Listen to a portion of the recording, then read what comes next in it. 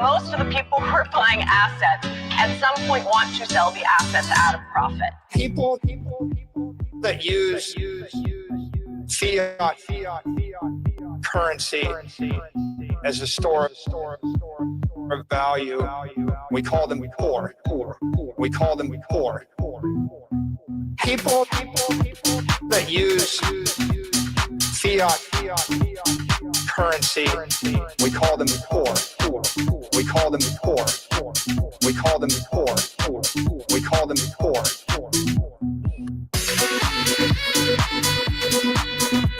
There's a name for them. We call them poor. We call them poor. Okay. Right, like the point is, if you have the superior asset, it's going up forever more. Forever. Right, but we can all look Bitcoin sort of as forever more. People that use fiat currency as a store of value, we call them poor. We call them poor. People that use fiat currency, we call them poor. We call them poor. We call them poor. We call them poor.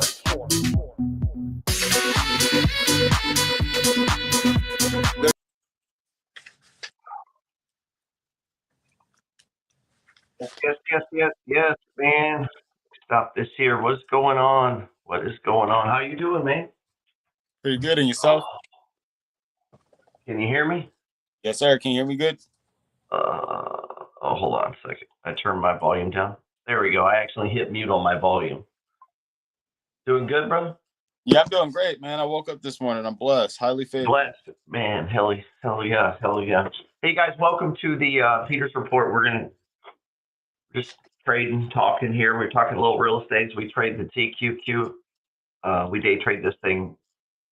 I try to every day inside our Discord.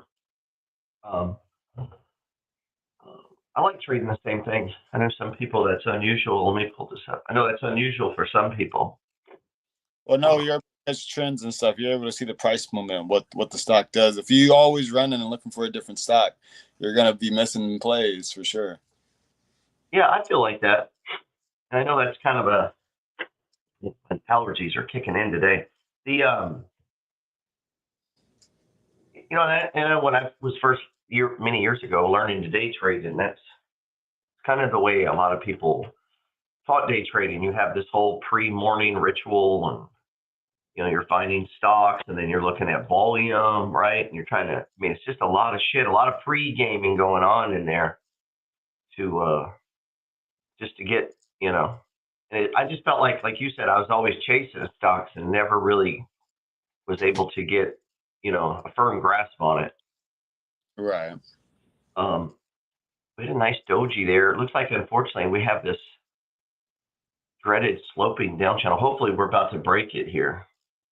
Yeah, on the 5-minute, the RSI is going flat. Hopefully, we start ticking up. Yeah, that'd be nice. Price is at 88.48. Before you guys came on, we were talking about real estate. Mine is at 88.54 right now. Are you looking at it on stock charts? Yeah, I have over here on my right, I have the E-Trade going where I'm trading. Yeah. Okay. Yeah, it's just some reason. Stock charts used to be much faster, man. Yeah, you have to wait every 15 seconds for it to refresh. That's why, trading, I don't got trading view, but it's so much more faster. Like, it's by second. It's pretty good. Right.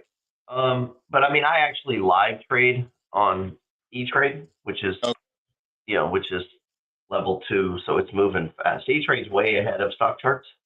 Okay. It's just hard to stream those platforms.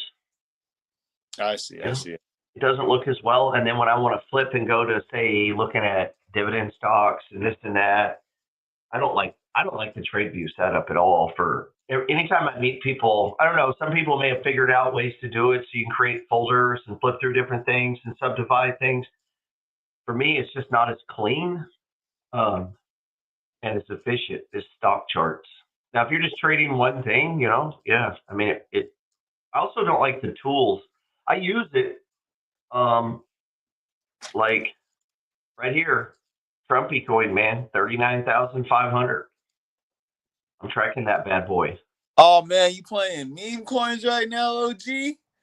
Oh, Hey, if you don't own at least 10 Trumpy coins, you're not even American. Let's see. Everybody that voted for Trump better have some goddamn Trumpy coin. That's all. Or don't talk to me about politics. Unless you have 10 coins, you are not allowed to even talk to me about politics. Because I own 48 coins. I am down with America. That way I can talk shit. Like, I'll talk shit, and then when they say something, I'll be like, do you even have any Trump coins? And if they say no, then we can't talk. You don't even support the president. So that was to help my conservative friends. They get riled up. Now my conservative friends are all into meme coins, apparently. Let's see. This was that happened during COVID, man. Now I was raised conservative. I'm a pretty conservative guy when it comes to money. I don't too much give a shit about the poor. I'm gonna be honest. I care about me, my family, and who's around me. And I think if everyone does that, everyone's just better. And that doesn't mean I don't care about them as humans. I can't actually fix their problems. I can through my teachings. That's the best thing I can do. Let me keep my money and let me teach. Because I provide housing for poor people. I do way more for poor people than people that criticize me about it. Is the way I see it. Did we lose you? Let's see. You went black on us there, bro. Oh, there you go. Damn, I'm gonna quit, man. I hate these big bars today. yeah. Yeah, no, that thing. I'm dropping a video today on the whole Trump coin thing. It really upset me. Most people don't even notice. Their head's so far up their ass. They didn't even notice the rug pull. They don't care. Mm-hmm. I'm not a political guy. I follow the science of getting rich. Science of getting rich says don't worry about it. I don't know. I think we just witnessed one of the greatest frauds ever.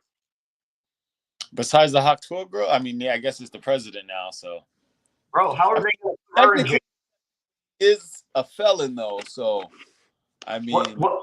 Yeah, but what did she do that was any different than what he did? That's facts. Bro, how can you put influencers in jail for meme coins and everybody hates them for it, but he does it and it's cool? Even my conservative friends who were against this don't even seem to mind. It's cool. How in the fuck is it cool? And then 4 days later, it's on Coinbase. You know what that was, right? That's paying Coinbase back for all the contributions and the help and everything they did. Michael Saylor, everybody's angel. He's knee deep in this fucking fraud, dude. We checked the wallets. Oh man, it's gonna run deep, dude. Family members were cashing out. This is the biggest. I'm so angry that people don't even see this because they're so oblivious going about their day that the president of the United States just pulled off one of the largest crypto rug pulls. They have been putting influencers in prison for this. I got subpoenas about this kind of shit. And yet this guy just, boom, pulls it. So all my conservative friends, man, unless you own some Trump coin, you can eat it, bro. Like, don't even talk to me. Show me your Trump coins. And if you don't have more than me, there ain't no reason for us to talk. That's where I'm at. I'm going to ride that shit to zero, dude, so I can or I get rich, and maybe I misunderstood it. The president can print his own money, man. Goddamn. Why even get contributions? Just make a coin, collect all the money, and run for president. Right. You don't even need contributions. Yeah, this violated so many things. And listen, I voted for the man the first run around. I'm going to be honest. The second run around, my options were ridiculous, so I didn't even care. So, but they both got paid. This isn't a right or left thing. XRP gave, what's her name? I forget how many $1 million worth at 54 cents. And then if you didn't notice, once the court thing was dropped, that thing went up 500%. So Harris got paid on her way out too. They all did, man. And the crypto funded, it's fucking disgusting, dude. And nobody's even putting it together. It's how stupid we all are. It'll start to come out. It'll start to come out. Let's see. It'll start to come out, man. Seriously, though, I'm not talking to anybody that, if you don't have as many Trump coins as me, you cannot talk politics with me. Let's see. Matter of fact, I may make it mandatory for Discord. You have to be invested, man. You have to be involved in America. You have to be American. But we got some people that's not American in the Discord, though, GP. We got some people I know out. they gotta have Trump coin too, man. I gotta know they're on our side. Dude. Man, I don't know. It angers me. But I'm gonna let it go. After my video comes out today, I'm gonna be done with it. Be the last time I talk about it. I'm just shocked by how many people are ignorant to it and cool with it. Everybody's just cool with it. Nobody cares. I think the only reason I get mad is I watched influencer friends be arrested for doing the exact same thing. And I watched the internet shit on them for it. And now no one cares. So I don't understand. Let's see. And it's not a meme coin. This is a store of value, Trump only. This is better than Bitcoin. Let's see. Don't you think? Let's see. You better be careful. See. Oh, no. President of the United States put it out. I don't have to be careful. This IRA should be in there, don't you think? No? But then they asked him, what did he know about it? And he goes, not much. I heard it's doing well. So he made, I don't know, billions, but he doesn't know what's going on. It's like, oh my God, dude. That's for legal purposes. So anyway, I mean, the crimes, I don't know, man. I'm going to let it go now. Now I'm pissed. But let's get back to trading. I'm down right here. Yeah, me too. Nobody cares, though. That's the thing. That's the sad thing. I have most of my shares now, waiting to put them back on. But this day has been kind of tricky because it's been going up. Yeah, I thought the whole thing was doing good. Yeah, I caught that whole run up. But now let's see on the 5 minute. Let's see. What's up, Skylar? J Bass? Christopher? How you guys doing, man? We're watching the TQQ here. Hoping for a miracle. We got a doji, it looks like. Right at the previous doji. Oh, but man, I think we're doing the dreaded downsloping channel. Let me check the 5 minute. Yeah, the 5 minute, the histogram or the MACD histogram is flat. Oof. Yeah, it is, ain't it? 20. What we're talking about here, guys, this is a histogram. Normally on the MACD, you're going to see some lines like this. I tend not to use that one. Whenever the lines cross, it just means the center line was crossed right here. I always feel like visually I can see that, you know? I don't think we can see your histogram, GP. Oh, I didn't share that. Sorry. Hold on. There we go. So this is the 5 minute chart. This is the histogram. I like to use this as trend direction. Some days are better than others. You know what makes this day hard, right? Is we had a big gap up, didn't we? Yeah. And anytime you do that, the indicators immediately are messed up.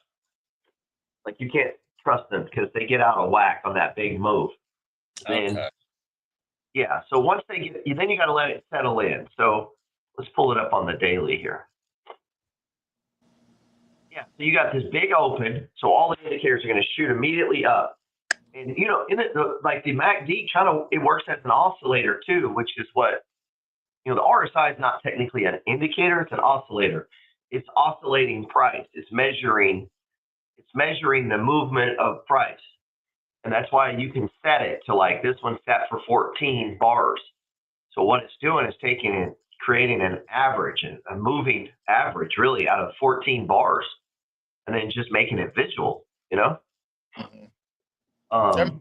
That really makes sense. Right. So those are oscillators. Indicators are typically, well, we're headed up now. That's good. Indicators are typically what you would refer to as like moving averages. They're just kind of averaging out what you're seeing happen. where an oscillator is trying to give you almost like a advanced warning, right? Right. Right. Like the RSI going extreme. That's kind of a warning. It's not really necessarily a signal. It's a warning that what's happening may be coming to an end. Let's see. A lot of people use the RSI wrong. They use it as a trade indicator. I mean, a trade signal, like a signal for me, or what I actually like the word trigger better, like the 5 EMA closing, or the 5, or the price closing above the 5 EMA after we have it in, look at that clean. That's a clean doji right there on stock charts. Yeah, I see that. Oh, right where the last one was. What was that? I said I'm using stock charts right now with you. Yeah. So I'll have stock charts going, and then I trade to my right on my and then like in front of me I have, I tend to trade on pads. So my one pad is my execution pad, and on there I have hotkeys set, and like I should adjust it while I'm talking. So I'm constantly adjusting those, and one of them is a dump key, where like right now I just closed out. Now I took a loss on that. Sometimes the best thing to do is take your quick, obviously take your quick loss, right? All right. And look what happened, dude. This is a down sloping channel. I mean, it hit the damn, look at that. It hit it and turned right down. Man. So the best thing we can hope for here is this level holds and we kind of start to go sideways and we can break this fucking down sloping channel.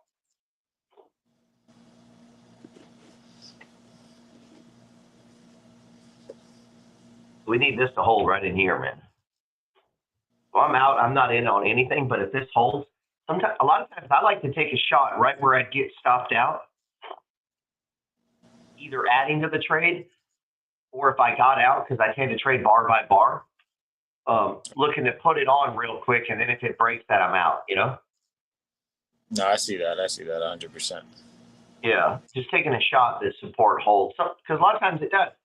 And if you catch that doji, and there was one over here too, that's a 3 doji support zone there. If that holds, you can make some nice coin because you're up on the trade. You know what I mean? Like you're ahead of it a little bit.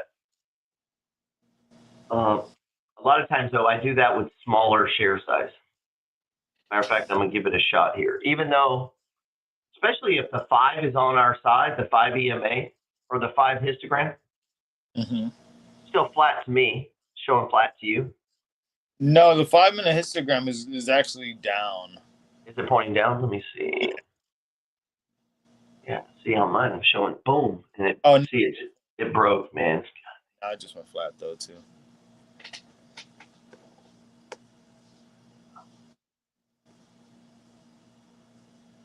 Damn.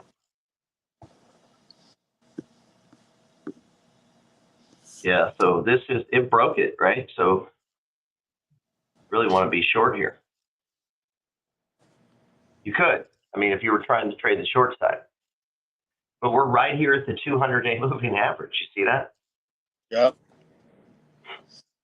I've got a small short on here. I expect this 200 holds. Maybe not though, huh? Yeah, it could break underneath, but ain't no telling. You can't tell what a stock can do. You can just be ahead of it by watching. So right there was previous high. That's obviously a zone we could stop at. Next one be right down in here. The problem with trying to get short, if you don't catch it right away, is you're already in the zone where you should be covering some of your short. Yeah. Meaning, a person who was short, boom, they should have been immediately right in there. That's why to me, it's almost impossible.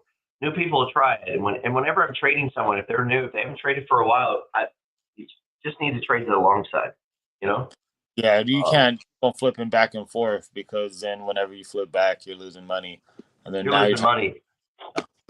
Yeah, you're going to lose on both sides. As you gain experience, you know, like this zone over here we had where it went, created that box. I mean, that's a beautiful box right there. Yeah, actually, that's where I got burnt. I thought it was a stage 3, so I went short. Right. And then it And broke. you broke up, right? Mm-hmm. Right. So I would have expected that to come down, and it could have easily come down in that zone there, and that would have been our picture perfect pattern, right? Wait, 100. Yep. Except it went the other way. So it you can closed see, underneath 200 right now too. yeah, and the MACD's pointing down. Yep. Let me pull that up. Let's go to the 5-minute.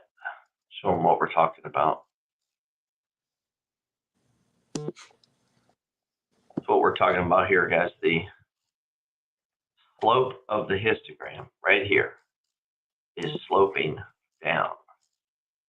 You put a line on it. Right there, that slope. Just like here, the slope is to the down. Here we have the slope down. But it's basing here, so maybe it holds.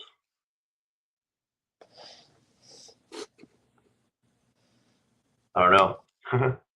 That's where it gets tricky. So if you're trying to play both sides, you can't, man. And it takes a long time for people to believe you on that. Once you show them to short, man, they just want to short everything. It's just, oh, if I'm not long, I'm short, man. And it's like, it just doesn't work.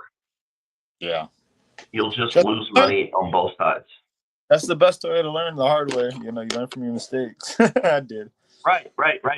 So it's like people get mad about losing. That's what I was trying to say. That one guy last night on the professor's thing, you know, I was trying to tell him he didn't sound very confident when he was talking about his trading. He was confident to get mad at me. Like he was confident then, like he was ready to fucking punch me.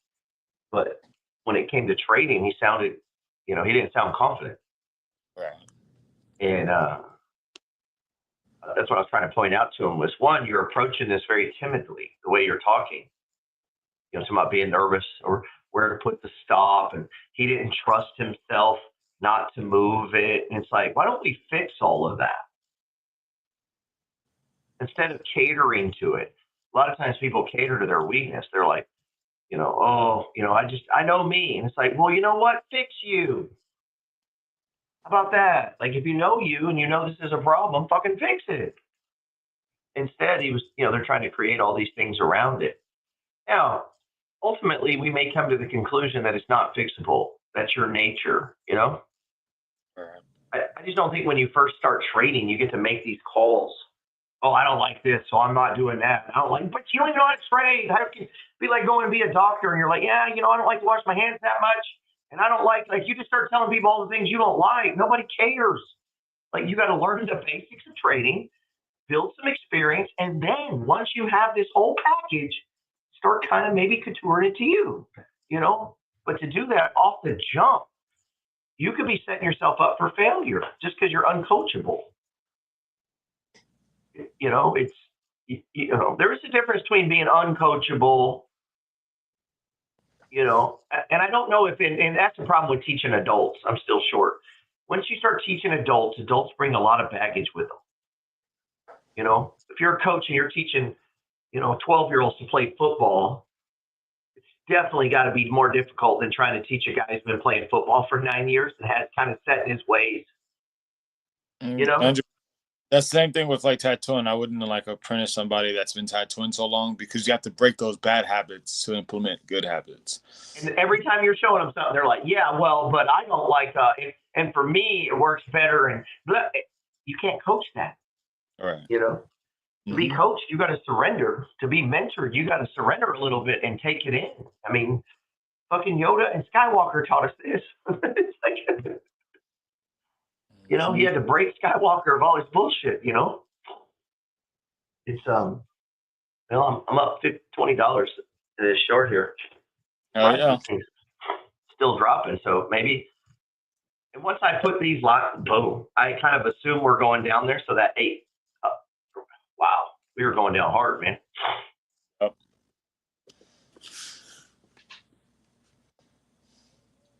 It is.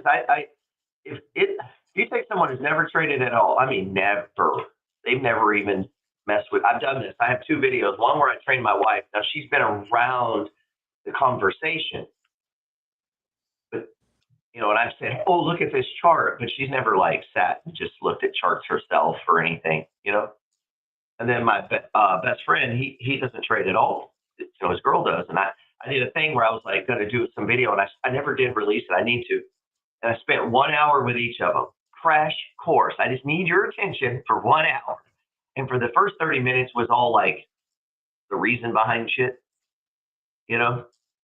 trying to explain very easily multiple times, and then 30 minutes was hands on. Here's how you execute. Here's how you short. Here's the key. Crash course, total focus, no phones, no calls. Give me 2 segments of 30 minutes, and then we're going to go trade. And what was crazy is how much they took in, dude. I was shocked. I was shocked at just how much basic, pure knowledge they had, that sometimes I'll have a guy who's been in here 2-3 years still asking me this, or still having a problem with this. And I think it's because they didn't bring anything to the table, They had nothing to bounce it off of, no previous strategy, they don't know which way the market's going. They don't give a fuck. It was just do what I was taught, the best I can remember. And I was surprised how my wife was profitable. I don't remember my friend. And now we traded 1 minute, 5 minute on Bitcoin. I just had them writing it down, and they had to do it. I couldn't help them. Once we started trading, I was just there watching, and I would write down the number as they enter. I'd be like, oh, you're entering at 66,340. Okay. Where's your stop? Oh, it's right here. Okay. Where's your first target?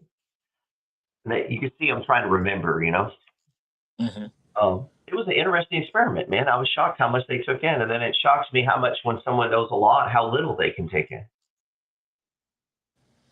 I don't know what that meant. And we're still just dropping. Yeah, the wisest wise man knew he knew nothing. The moment you think you know something, you don't know nothing. You're unteachable. Right. You can't listen. You can't. Sometimes you're already thinking in your head as they're talking. Mm-hmm. That's why I'm always trying to remind everyone, no one knows shit, bro. Like, including me. Even when you hear me saying, oh, hey, this is going to happen, you need to remember in the back of your head, I really don't know. So, it's easy to believe that people do. Now, I have experience, and there's things that are, but at the end of the day, to take some stance because this guy believes this, or this man, you better make sure that shit lines up with what you're doing, your trading strategy, your system. Take, my friend Chris Johnson, we're good friends. He's Bitcoin only. Okay. That's crazy to me. Completely crazy. Violates everything I ever taught. Okay. I mean, you've morphed, you've evolved. Okay. You're doing that. Cool. Ooh, I better cover this, huh? Yeah. It's bouncing back up. Yeah. Yeah. So I'm out of that short, bar by bar. And you could take a shot at Chitchin the bounce, but you're going against the trend. But man, that's been so far down, it makes sense that it pulls back, right? We could easily have a run to the 200 if it sets up.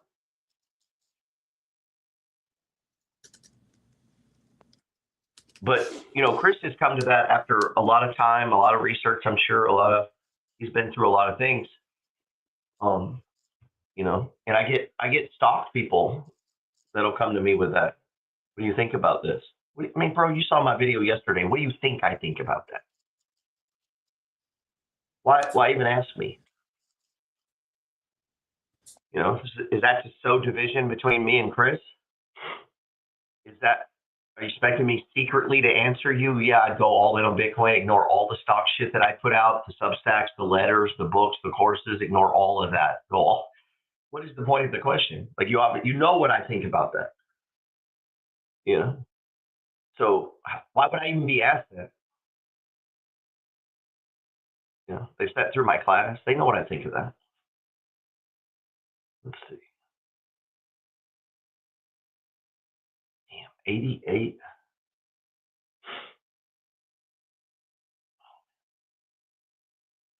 Just want to sneeze all day. Did I lose you? I think you froze on me.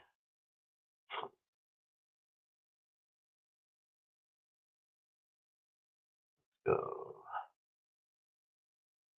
Oh, what's up, Skylar? I may have jumped this one too soon here. I was trying to get a jump that maybe because the 5 minute has turned. Sure. The 5 minute has turned. See that? Oh, now it's turned back down as we're watching. Not cool. So any shot we took at trying to play the upside was short-lived there. Unless that's going to hold. I don't know. I don't know if that's going to hold at all or not. Let's see. Let's put this back on in 1 minute. Oh, well, it tried to turn around. We are right back to the thing. Damn. Oh, that was bad, huh? That was just a chance to get back short again, it looks like.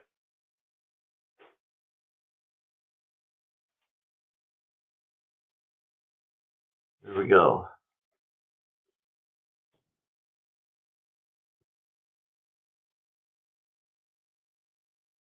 What's up, Instagram? Let's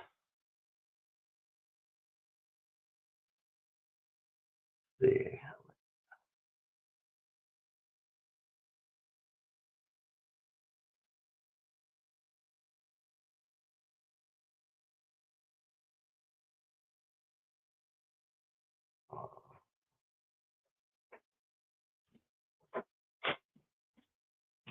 Took Instagram down.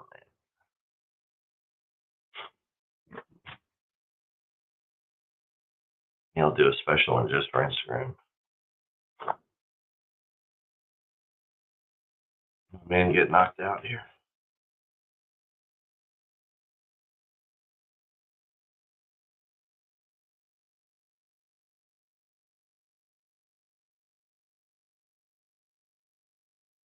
Showing 17. Hopefully I'm still online here. We are. Let me know in the comments here. Showing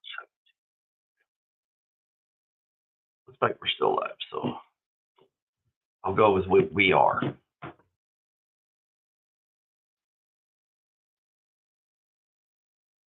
Ooh, that was tricky, man. I'm gonna try to clean this chart up here.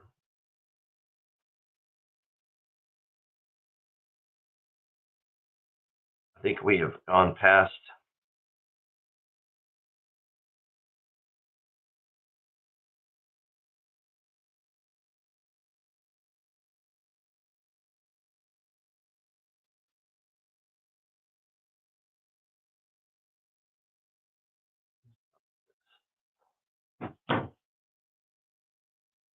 Let's see. Yeah, we are breaking down. I'm short right now. We'll see if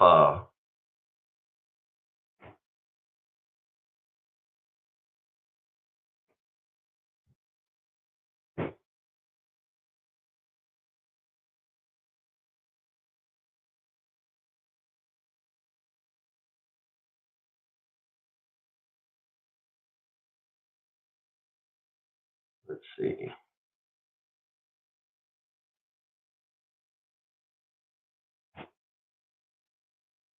Letting people know I'm live on YouTube. I'm still short here, man. Let's look at the 5 minute chart. The histogram is still pointing down. This is what I'm talking about when I say the histogram. The MACD, which stands for Moving Average Convergence Divergence, MACD, Moving Average Convergence Divergence. And that's what it's looking for. It's looking for divergences. It's looking for crossovers. And the histogram is, the cool thing about the MACD is it used to be a standalone trading system. Today, people kind of put them together with other indicators and oscillators, and there is a difference. This is an oscillator. An oscillator means it's oscillating between say hot and cold, like a thermometer is measuring, right? This is like a thermometer. You're running hot or you're running cold. Might pop back in. Looks like Dre popped back in. What's up, Rich? Doing all right, brother? My wife placed an order with you guys last night, man. Damn. Now we're getting a pop here. Looks like Dre's having some internet problems. There's some tough trading right in here, man. I'm gonna be honest. This everything's still pointing to the downside. I covered, so I don't have a position at all right now. If you catch yourself being long short, you're out of whack. You got to step back and kind of take some shit in. That's the 5 minute, and you can look. You can see we had this huge gap open here. I mean, what we'd hate to see is a sell off. No, I mean, I don't guess we would hate it if we're short. I mean, that's the beauty, right? But let's put it back on the 1 minute. I mean, let's mark this up, man.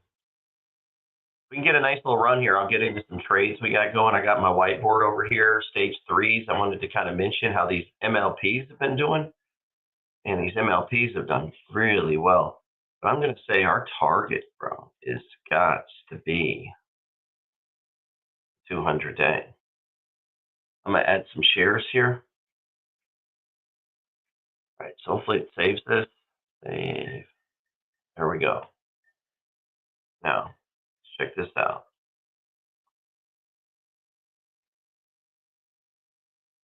Pull it up here. Let this come for just a second. Yeah, I don't know what happened to Dre there. We'll watch this, see what happens here.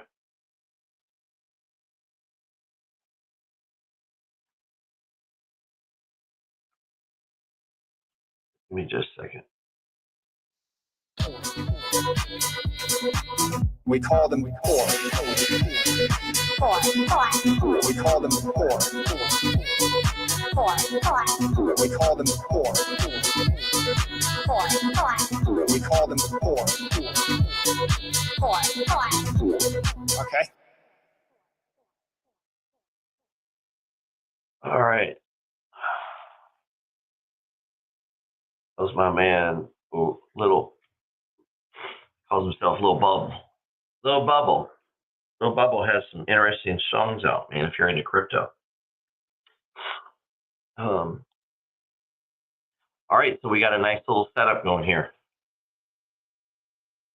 So here's our anchor point. Look at that. Boom, boom, boom, boom. We got an anchor point. We got 4, and we got price. There's our trigger. Price breaks out above. Price breaks out above that 5 exponential moving average. We call that the trigger. That's what we had right in here.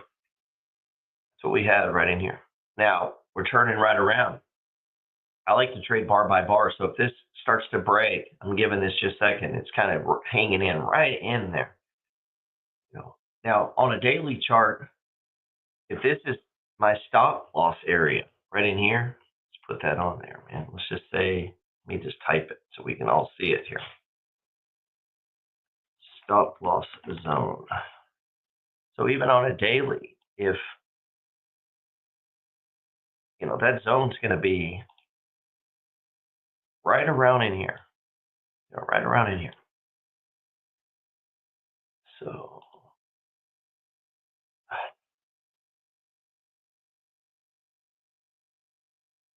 So if we look over at the 5 exponential, or the 5 period, you need 5 bars. 1, 2, 3, 4, 5. So we've seen a higher move on those 5. Well, those 5 accumulate to make 1 bar on the 5 minute, which is this right here. Okay. That's given us a doji, if you look right in there. So we needed 5 bars on the 1 minute to get this one, right? We needed 5 bars on the 1 minute. Hold on. And so look, the histogram has now kicked to the upside. So I'm all in on the upside right now. So I've got my wind at my back, so to speak. That's this. Now you could use anything. Anything that moves with trend or moves with price. I like the histogram. You could use something else. Once the histogram is off and running, I then turn up here and I watch price. And so look, right here, I got an anchor point on the 5 minute. So I can begin to plot the same shit I do on the 1 minute here. And that's going to give me what? A bigger picture, or what we call time continuity. We want to see, does the trade line up across time frames? And so what you got to know is when it comes to the 1 minute, it's going to be fast and furious. These are the bars that make the bars on the 5 minute, right? Time continuity, baby. Bam! What is up? For some reason, Drake's not letting Drake connect here, man.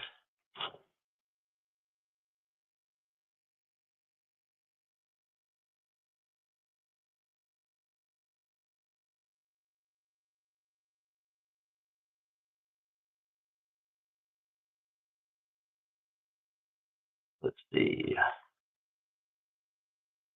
Hopefully everybody can hear me. He says he can't get on, so Skyler said he gave it a shot to the long side. Let's start that. That was at 9:33. All right, so he probably was already in. So was that 9:33? Or am I saying 9:33? Fucking dyslexia. 12:31. Jesus. And yeah, so if you look, that's this candle. I'm assuming this candle right here, bro. Is that where you got long? That was our trigger candle.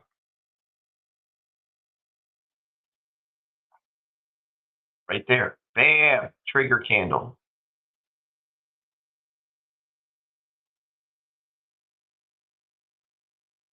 So we're starting to see other content creators catch on to what I was saying about this big, giant fucking scam. Right in front of everyone's eyes. Nobody cares. All right. I know what's up. Adrian, I'm going to try to send you. Adrian, I'm going to send you a new link, homie. I'm going to send you a new link. Skylar, if you want to jump on, let me know. If you want to jump on, Skylar. Let me know. All right, we'll keep watching this. Let me send him a new link. Oh, maybe it worked this time. Yo.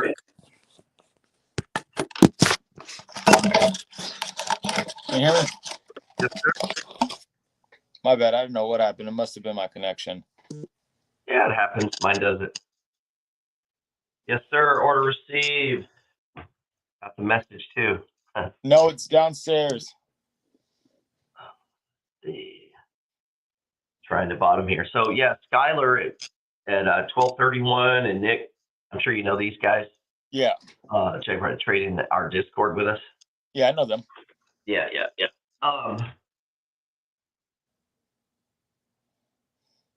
Got you, Skylar. Completely understand, bro. You're a good man. You're gonna be repaid in heaven.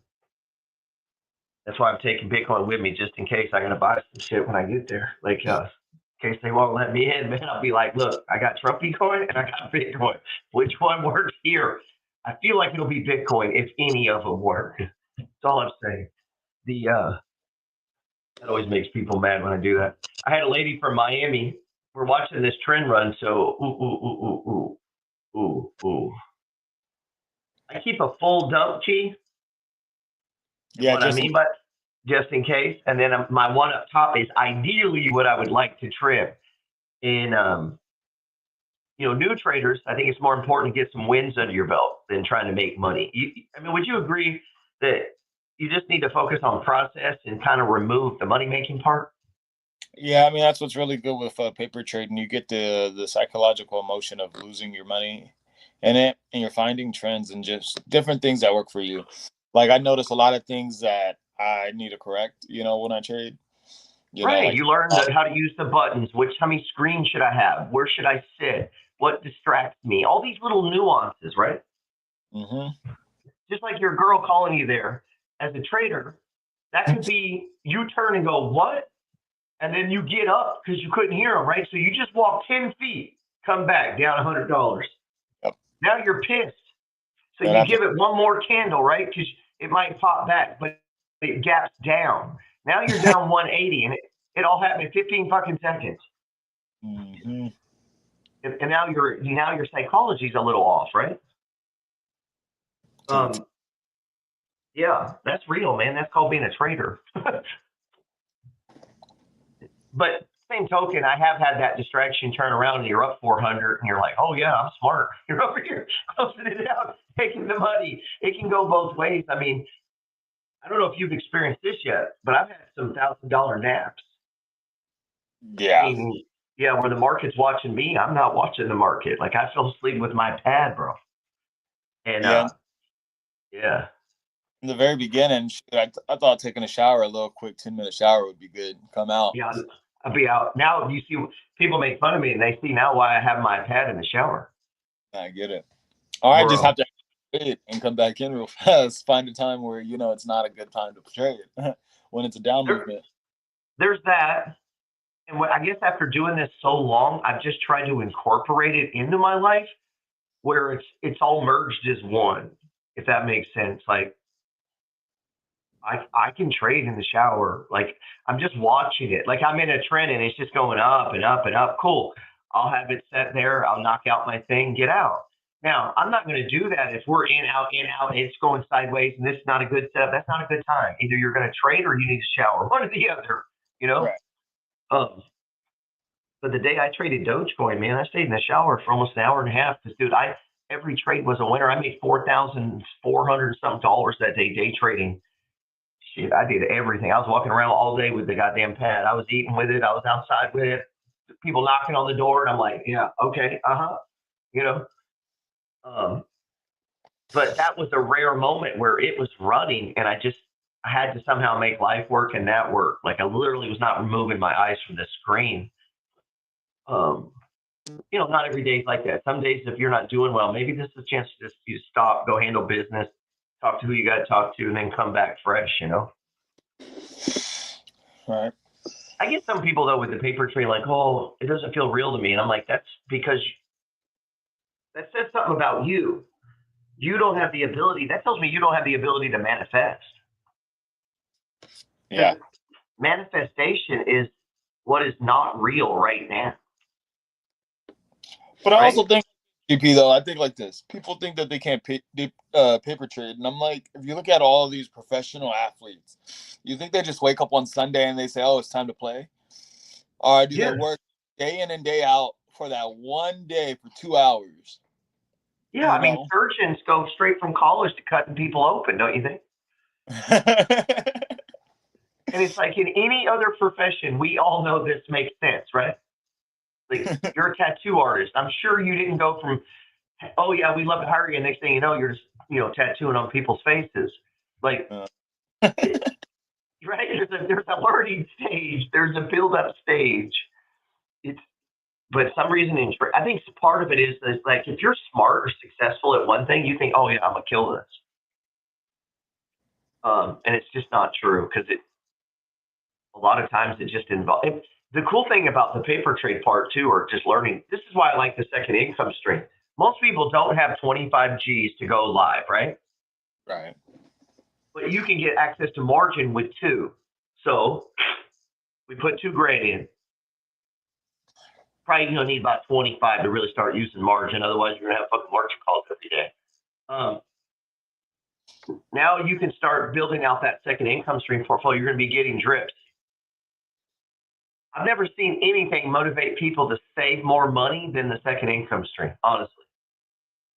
I've seen people go from 0 in there to fucking $100,000 so fast, or 25 or 50 so fast. Any other thing I taught took forever. Like a year and a half later, they're still trying to figure out how to come up with a 25 for a day trader account. You know, but all of a sudden these dividends come in, boy, boom, 4 months later, they got 25 G's. See, we're running right back to that 20 or 200, like we were saying. Yeah, I'm with you on that. So that causes that savings. So if in the meantime you're learning to trade, not losing real money, you're making money while putting money into the margin account to get you where you can day trade. And you're getting paid to paper trade. That's how I see it. Lost our man. This could be the snow, man. Yeah, paper trading's like putting in reps, man. You know, people that skip it pay a price. You will pay a price. What's up, Steven? How you doing, bro? Hope that's doing good. That's true. Once I started seeing dividends, I never saved money faster. I'm telling you, the best thing. Woo, we got a doji there if you guys see it. At least on the, might take a second. And no, we're going to break right through. Hell yeah. I'm going to put it all back on just in case. I put it all back on. We had a little bit of a doji there, right at the 200. I'm going to put it all back on just in case we break through. This is another one of those instances where at an extreme point where I just took profits, I put it right back on. Because it looked like it might keep running, you know? Yeah, it's still running too. I trimmed a little bit up there while I got disconnected. Yeah, and I trimmed, and then that candle was the doji that I trimmed on, and then the next candle was higher. Boom, I just put it right back on. Yeah. Right. Now, if you're new to trading, that shit takes a minute. And sometimes I'll have, Jessica tell you this. She comes trading me live first time. She's like, this is not what you taught us. I know. You weren't ready to receive this. Like, I can't give you everything. Like, you gotta be able to take it in. Boom. So I'm out here.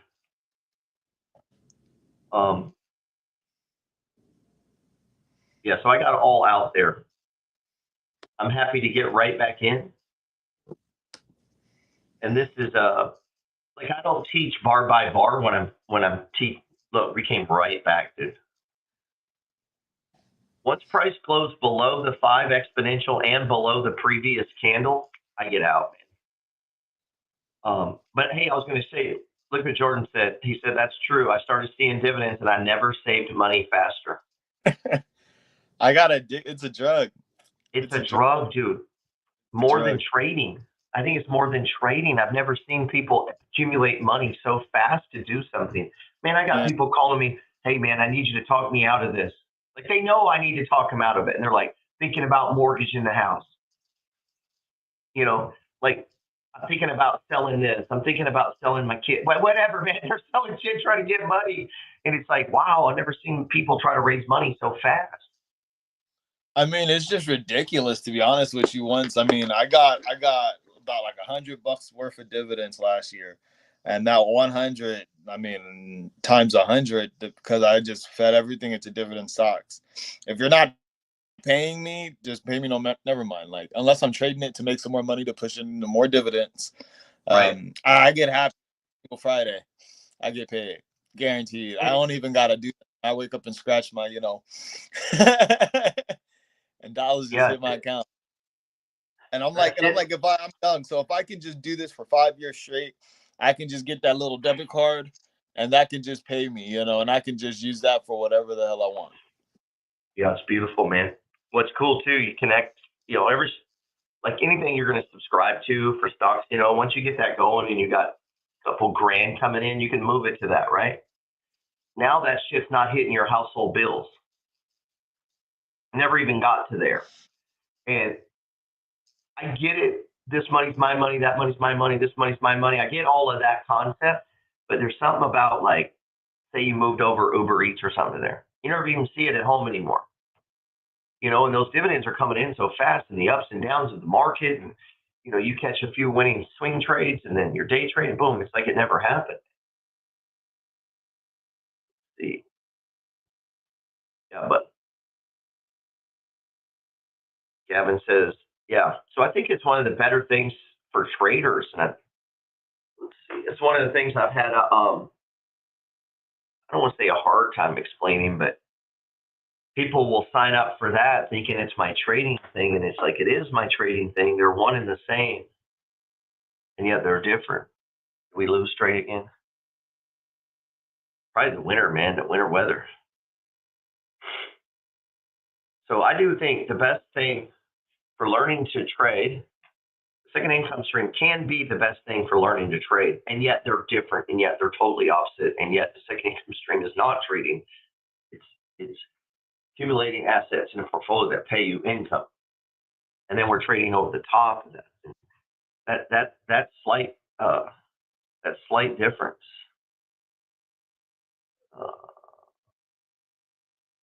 can be the sketchy on here.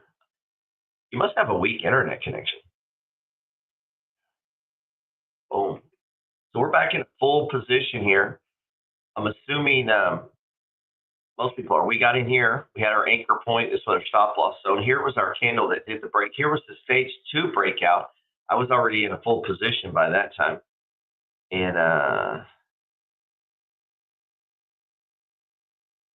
let's see.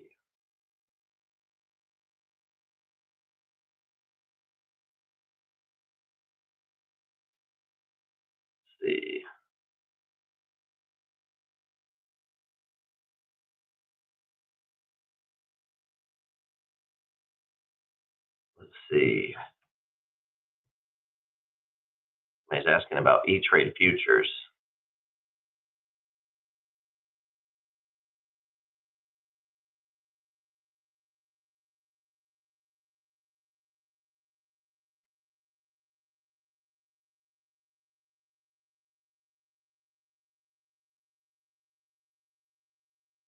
Somebody mentioned about futures on E-Trade. The problem with futures on E-Trade is it will suck up your available margin.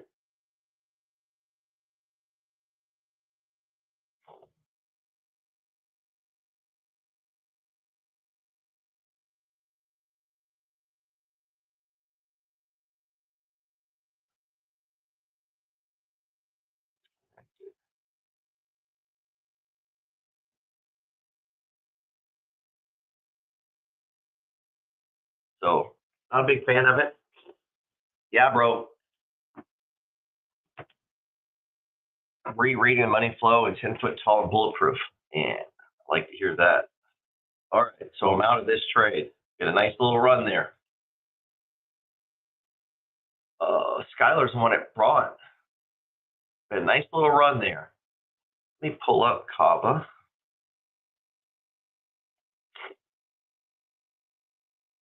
Oh, there we go. Skylar's the one that you brought Kava to my attention, sir. Now, we had this beautiful, I'm still watching the 1 minute over here. We had this, gosh darn beautiful, look at this stage. Just a perfect stage 4 decline, right? Kind of stopped right in here, almost filling that gap, but not quite. And then if you watch, we got the doji that told me that we were probably bottoming. I started picking up shares. We started to pull back, but then we got a second doji. That's a 2 doji box. There is not much that's better than a 2 doji box.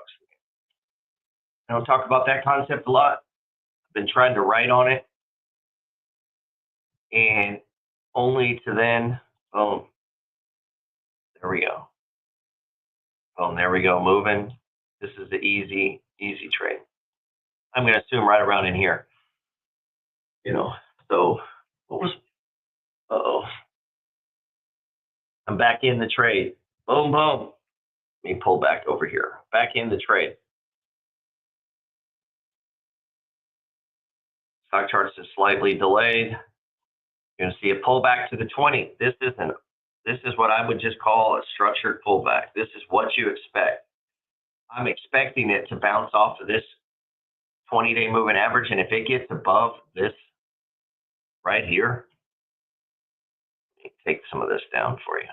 If it gets above that candle, which that's the candle that turned. As soon as it gets above the 5, I'm in, man. Take it up. We'll watch it for just a second. Right there. So I'm back in a full position.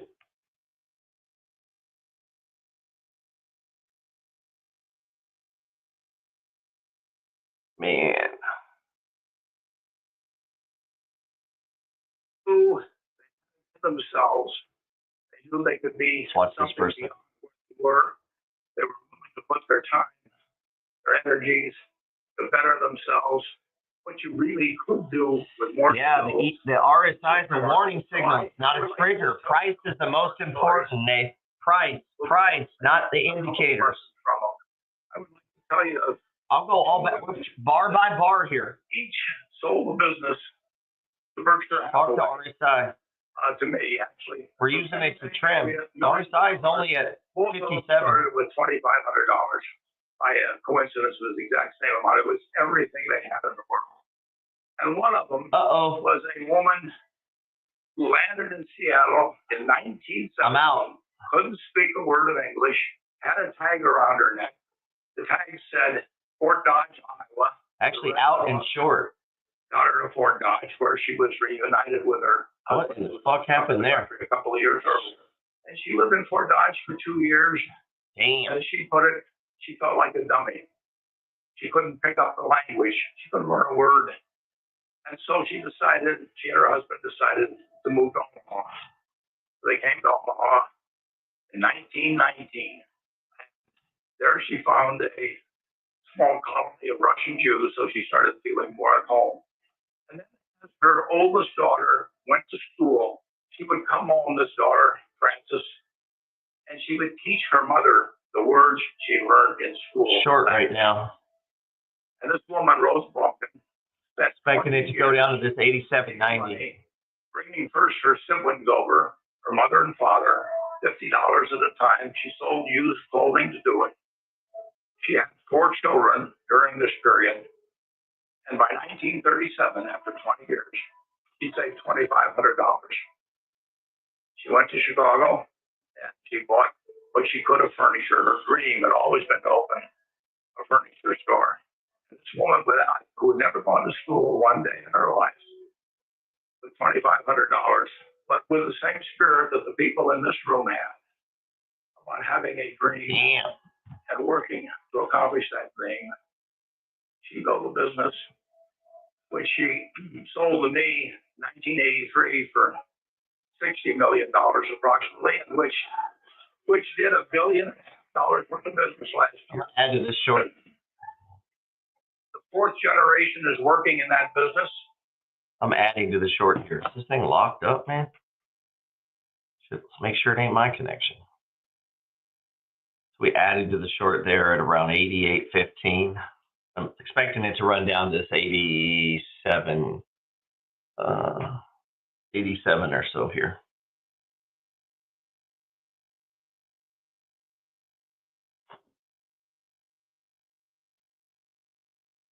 Give this a second. We'll see what it does. You see the money flow pattern right there, right? Now, I took a shot that we broke through the 200.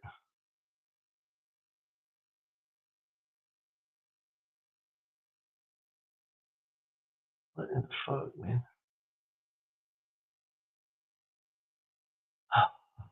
We trying to bounce back here?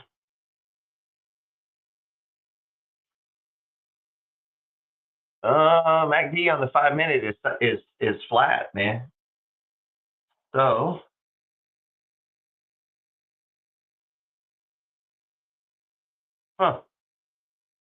yeah, let's cover this. I'm gonna get the fuck out of this.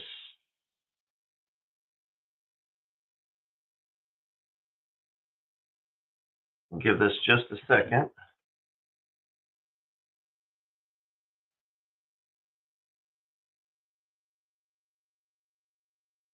Now, the MACD's flat, man. So I'm going to come in for half a position if we think this trend's going to continue. Once we get below that 200 becomes an easy target. What is wrong with my feed here? Texas is not supposed to have weather this bad. That's the problem.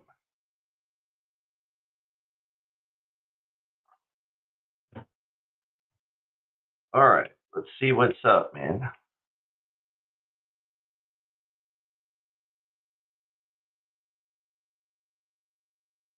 Wow. Maybe not. I'm still showing flat on this 5 minute. I feel like I'm getting some delays here.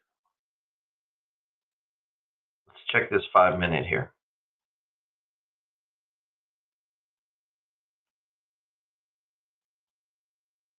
You know what I'm saying? It kind of went flat. We started to get the curl here on the TSI. The TSI is lining up with where it's been before. This is trading though. Nothing. We don't know for certain.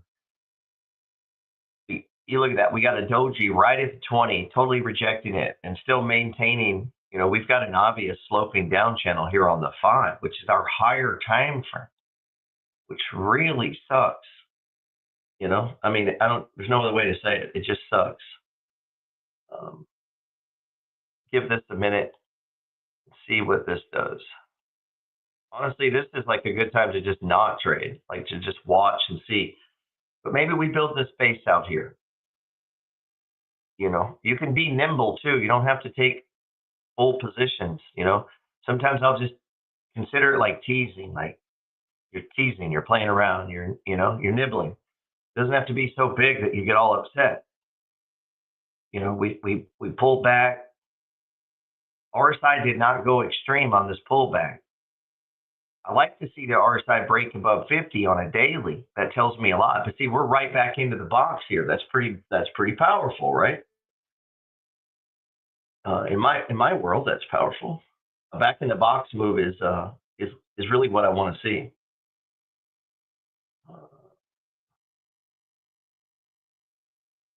Let's see. I'm trying to see the max shares that I can pick up today. One thing you're going to find once you start doing the second income stream is you're not going to be able to trade as big as you used to be, and that's totally okay. Like, it doesn't even matter, guys. Like, it actually takes some pressure off of you. You don't need to make big, the 5 minute. Look at this. The 5 minute just went negative. And now it's back flat again. Let's just watch this for a second. To me, that's back in the box. It's very bullish. So I'm all in again.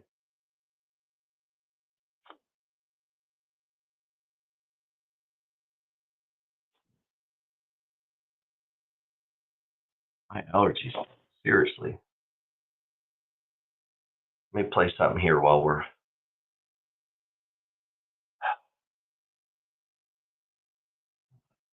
Come on, man. Oh, shit. I always forget my podcast is on fucking Audible. That's weird, to be honest. Skyler says he's half position. What size should our swing trades be? Is it pointless to trade like 10 shares? No, I don't think it's pointless at all. Any dollar he buys 3. Thought. Conscious thought. This is a podcast from mine from December 2nd. The collective mind, or formless substance. Now it's a place, it's a location that no one can explain, not even science. Let's listen to this while It's that place where prayers go. Doesn't make sense. Some people call it the God force. Some people call it the collective, the universal mind. This mysterious force, this substance that you can't touch, that causes manifestations, that links human beings together. You can embrace it, ignore it, but it's there. All possession is based upon it. All gain is a result of accumulated consciousness, thoughts held in formless substance. All gain, all business, land, gold, silver, cash, property, loved ones, wives, husbands, first thought, held in consciousness, held in formless substance to the point that it manifested in your love. This is how it all starts. All loss is a result of scattered consciousness, How much wealth is lost because our brains are scattered? How much wealth is lost because of fear? Fear and greed move markets. This is why when people are extremely intelligent, they have a hard time because they're operating on reason and logic. It's how their brain works. And you bring them into an environment like a publicly traded market, and it's anything but. It's literally everything but. It's fear and greed. It's emotion. It's human beings exchanging with each other, and they're not being logical. They're being illogical. You see it in love and war. Become madder than you want to be at your loved ones. You're madder at yourself than you should be. Fear and greed. It's emotion. All loss is a result of scattering of consciousness. That much gathers more is true on every plane of existence. That loss leads to greater loss is equally true. This is an old concept. Jesus said those who have even more will be given to them, and those who have not, even what they have will be taken. And that verse is kind of hard. That verse is like the opening verse of the Science of Getting Rich, where it states that it is impossible to live a complete and full life unless one is rich. And it's these verses that they're hard to swallow.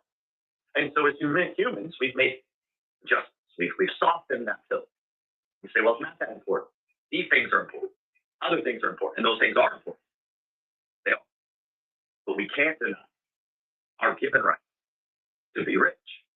It's available to anyone. We're not all going to be Mark Zuckerbergs or Steve Jobs or Shark. But we all have within us the ability and the means, the access. See, the financial world is fractal. $100 can do things at $1 million. People don't understand it. You could buy one share, and this guy owns 1 million shares, and you're both co-owners. Obviously, you don't own as much. That is true. But all possession is based on consciousness. All gain is a result of the cumulative consciousness. All loss is a result of scattered consciousness. That which gathers more is true on every plane. In other words, what you think about comes about, and what you focus on grows. Or that thought that's held in form of substance, the opening of the Science of Getting Rich. And you say, how the hell do you talk for 3 hours on the idea of thought? Because you go down the rabbit. Mind is creative, and conditions, environment, and all experiences in life are the result of habitual, predominant mental attitude. The things that you think about are the things that, well, appear in your life. It's not secret. It's not shocking. Often, if we look at the most extreme example, it's the clear. Look at someone who's addicted to a drug, whether it be something as simple as cigarettes, alcohol, which are the most socially acceptable addictions, to sex. Someone who's addicted to sex is all-consuming. Someone who's addicted to heroin, it becomes all-consuming. And their life gives evidence. Why? Because what they think about manifests in their life. All possession is based on consciousness. All possession is based on. Oh. All possession is based on consciousness. I actually love that podcast, man. That was actually from 2019. 19? That would be 6 years ago. Imagine if you're practicing that every day for 6 years. Possession. Well, they say it's 9/10 of the law, but it's 9/10 of the law in your brain too, man. What you possess in your mind. Yeah, I know some people, maybe look at this beautiful money flow pattern here. They might think it's hocus pocus. I don't think so. It may just be the fact that just because you're thinking about it, you take more action. Fuck, I don't know. I don't know why it works. I really don't.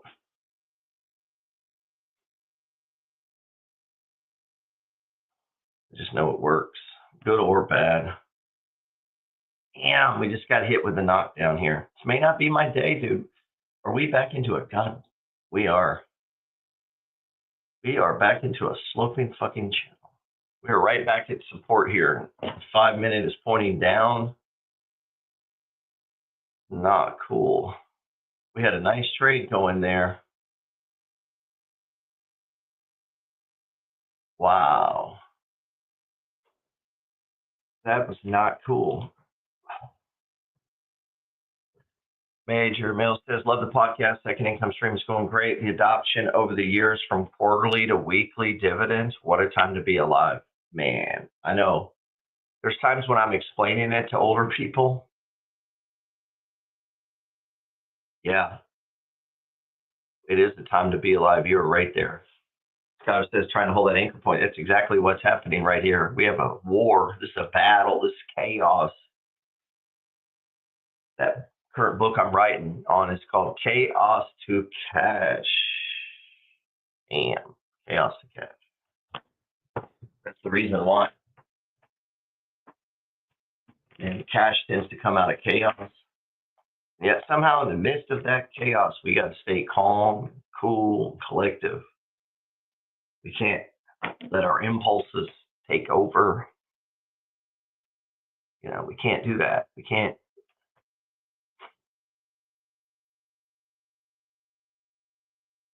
Feel this right here.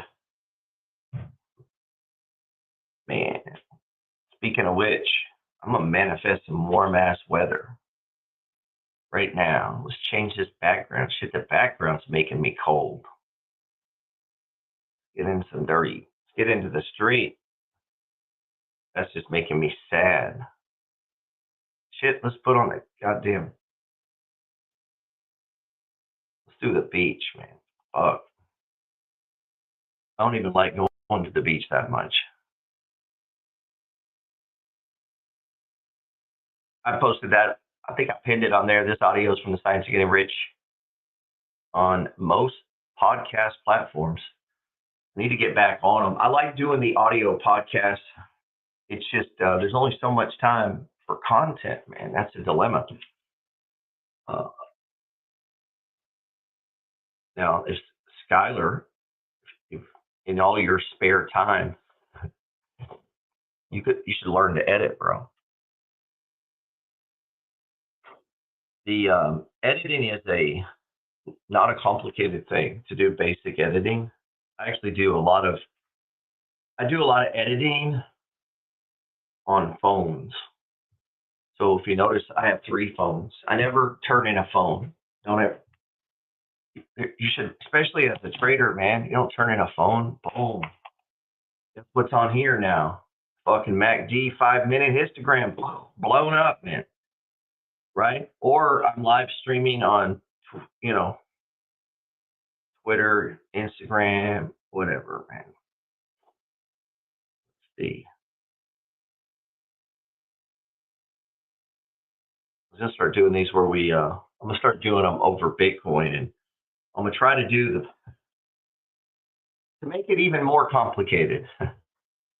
Love the patio talks about mindset. All right, appreciate that. Here's the weird. Let's just have confession time here. The weird thing about creating, if you've ever thought about, and I know some of you, I think everyone should create content in some way or another. I'm not saying you're trying to make a profession of it. I think it's totally cool to make money. Obviously, I do it. Now, I don't recommend that as a way of that's your financial plan. Meaning, not everyone can be an influencer. Not that means they're special people or anything. Well, I mean, they are in a sense that they have a talent. In the same sense, not everyone can be on SEAL Team 6, okay? And that doesn't mean you're not tough. It doesn't mean you can't fight. It doesn't mean you don't have guns. Like, you can have all the component parts. So look at this. Let's take this down. I got the green screen going. God damn it. The only problem with this staying here. So you see that? Well, that's just a 5-minute histogram. So I'll have that on a phone right here. Boom. You could also have it on your computer. Now here's the funny thing. Boom, this is a stage 2 breakout, right? Now, so as you're looking at that, right, you see the stage 2 breakout. I've left that screen. And right now, so I got day trading going on over here to the left. I got this monitor. I have these in front of me, which are the 1-minute and the 5-minute, okay? And I have them underneath the camera. Right, so as I look at the camera, I can see these charts here. Now you could also have notes, prompt, whatever, right? And you can put those to here or over here. So as you're reading, you're actually looking at the camera. Now, does that matter? In a way, it kind of does, because people feel like you're talking to them. Yeah. See how we just switched to that? If you knew how long it took, that little trick of doing that,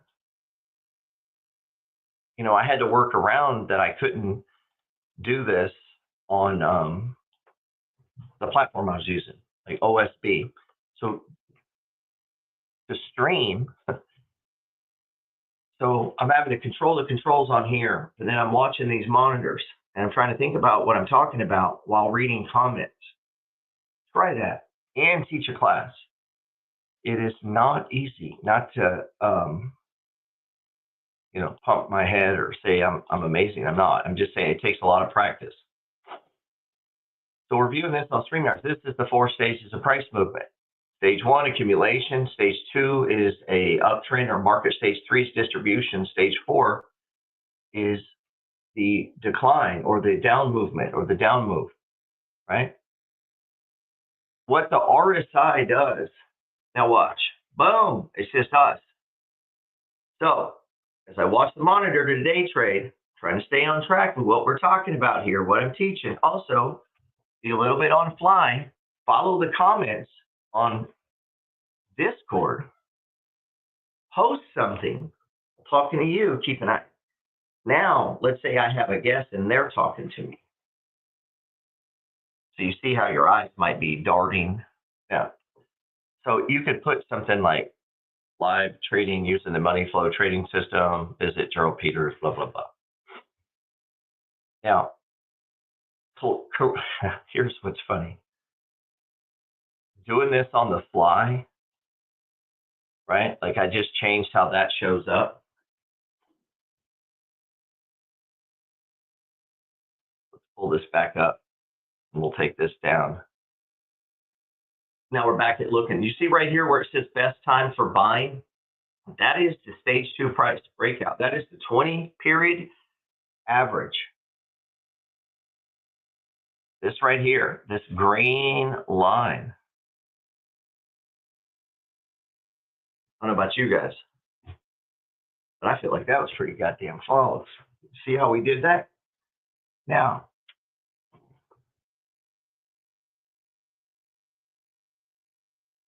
everything I've done with like the money flow or books, I am not a good writer. You don't have to be good. You just have to be good enough. Right? You don't have to be the best. You just do the best you can. You don't have to get it right. Get it going. You've heard me say this. Same with trading. I don't have to be the best trader. I just got to be trading. So right now we got price 88.41. It's at 88.19 on E-Trade. We got a doji here. You might say it's a doji. I'm always watching for the dojis, even if I'm teaching class, even if I'm watching the 5-minute histogram or the split screen chart of the 5-minute, 1 minute here, or the trade over here that I'm executing on, or microphone, right? We got to have mics, right? And you got to have another camera that's connected to a laptop. We need to have audio, and boom. And so I can move among these screens and I could send you an invite. I could send an invite code, right? Watch.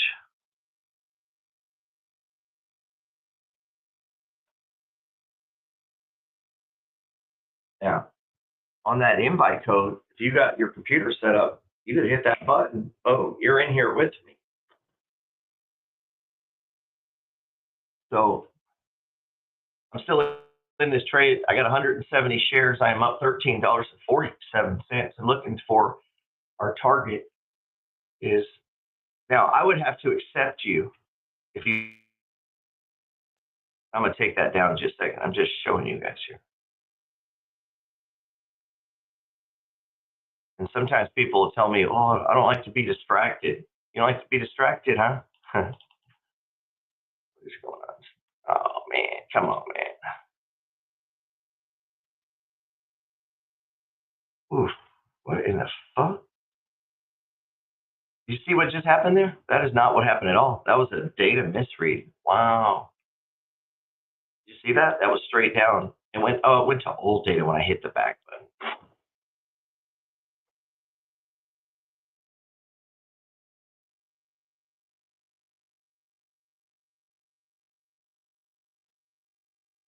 It's the same here, GP. Not only filling my account, but recruiting family to do the same.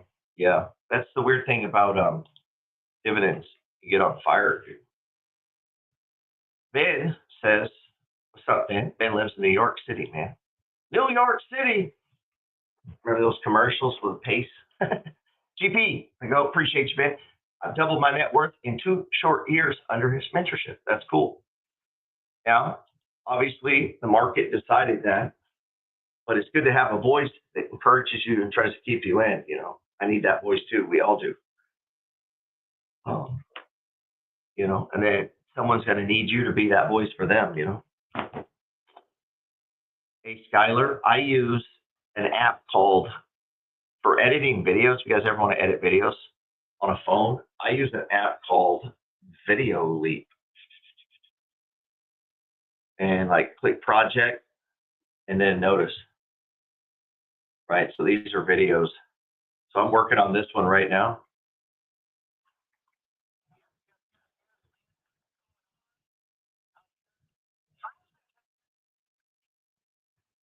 You can stop it, right? I'm gonna show you how easy this is. This is just with fingers. And like if you have the video. So there's a part on here where I like flip out about we're headed up, by the way. Let me pull this back in. There's a part on here where I kind of flip out about the Trumpy coin, which I have 46 coins, by the way. So that way nobody can get mad at me for complaining. And when I watch, so I want to be a little, so some of this is satire, right? They were not. So here.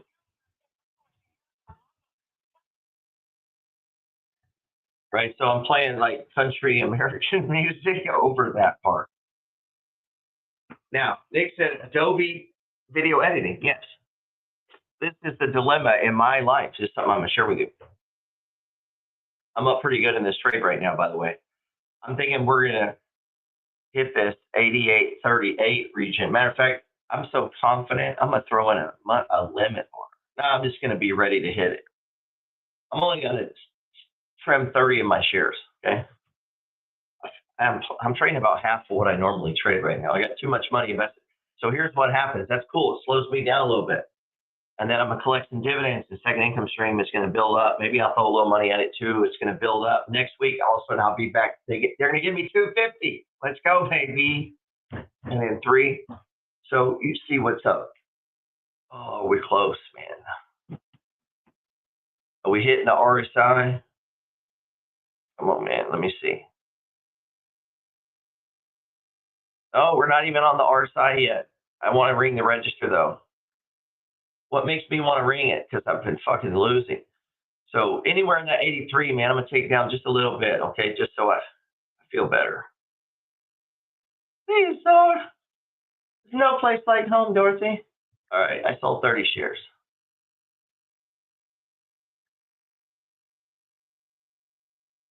All right. Now,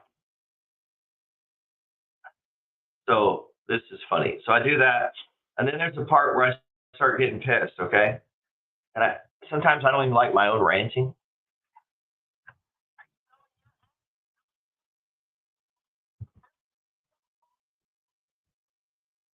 So in this one, I just have it start shooting machine guns and shit. I think I'm gonna add sirens.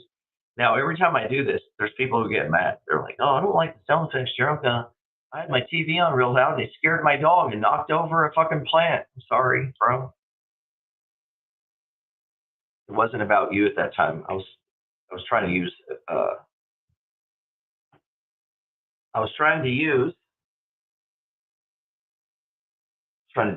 man.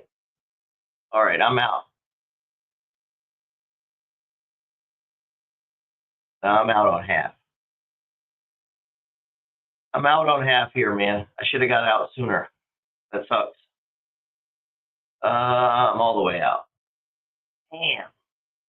See, I was a little slow on that. I'm gonna be honest, a little slow on that because I'm fucking with this. But you can test these sounds, right? So I meant to type siren. Now we can't copyright shit, but here's the thing. I'm not I'm not I got stopped out there. I'm not monetized on YouTube, guys. Like here, right here, I don't make money on this. I don't make money on YouTube. So when I come on YouTube, I'm just doing it. I mean, that's why I put my own links to my own shit. That's the only way I make money. You know, so if someone buys a book, joins Substack, comes to Discord with, I make a little money. Or, you know, they book a one-on-one, whatever. Plus, I just like doing it, man. Like, there's that too. If you don't like doing it, it's like doing a job you don't like. It's going to suck. But it's not that fun to try to keep up. You got to keep up with it. Apple, iTunes, Spotify, Google, Amazon, and whoever podcast apps. Keep your shit up. You got to keep fucking resubmitting it at different times. You got to learn video editing. You got to learn audio editing. You got to learn writing. You got to learn publishing, right? So now if we're going to be an influencer and do shit, we got to learn how to what? You got to learn how to send tweets and fucking post on Instagram and make it interesting, and then fucking do stories, and then, you know, so it's very involved, very, very, very involved if you're trying to build an audience.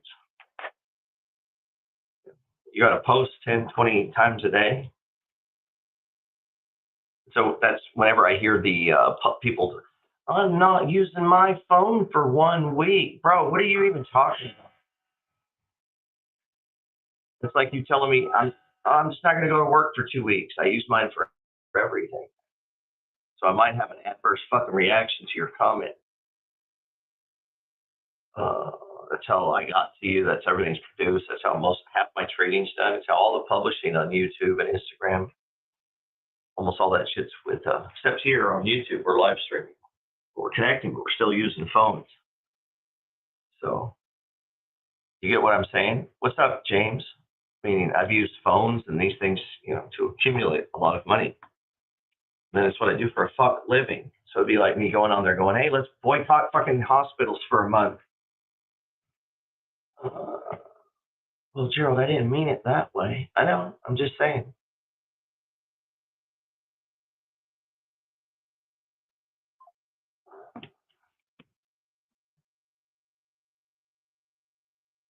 So we're right back into this support area here. Pull this up.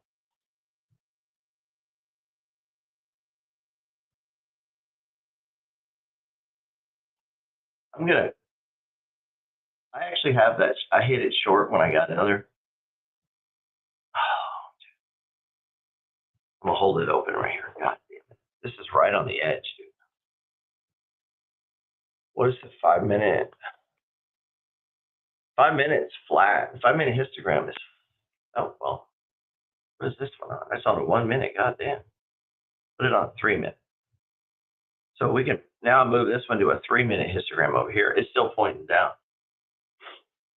And I'm short 140 shares, so it's flat. Everything's pointing down. I'm gonna give this a minute. Where's the RSI? See, this RSI is still above. It's not extreme yet. We're right here at support, so I may split the difference here and just fucking cut it in half. Man, should cut it in half. And if you look on what I trade on here on my platform here, this is mobile, right? So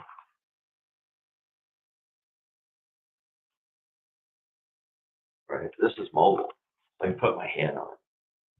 I need to be able to move around because I gotta stream, I gotta talk, I gotta be able to do things and still be able to trade, or at least have it with me, or at least be able to do things. Pull it back up. And this gonna hold? And we got short right in here, so I'm up a few bucks. But if this breaks, it's easily going down to this 80. Fuck, man, what is that? 87.95 range, maybe that low, but no, maybe it doesn't. We're right on the edge there. So until it gets above that bar there, I'm going to stay with it bar by bar, right? And there's no reason to take, where's the 7? Well, the 7 just hit. 7 just hit. Oof. I'm going to cover half.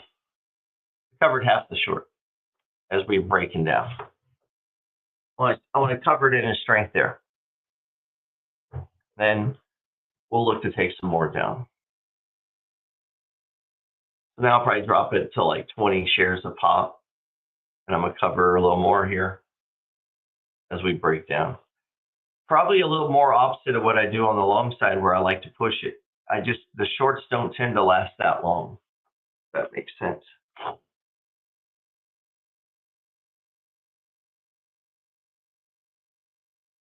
Consciousness.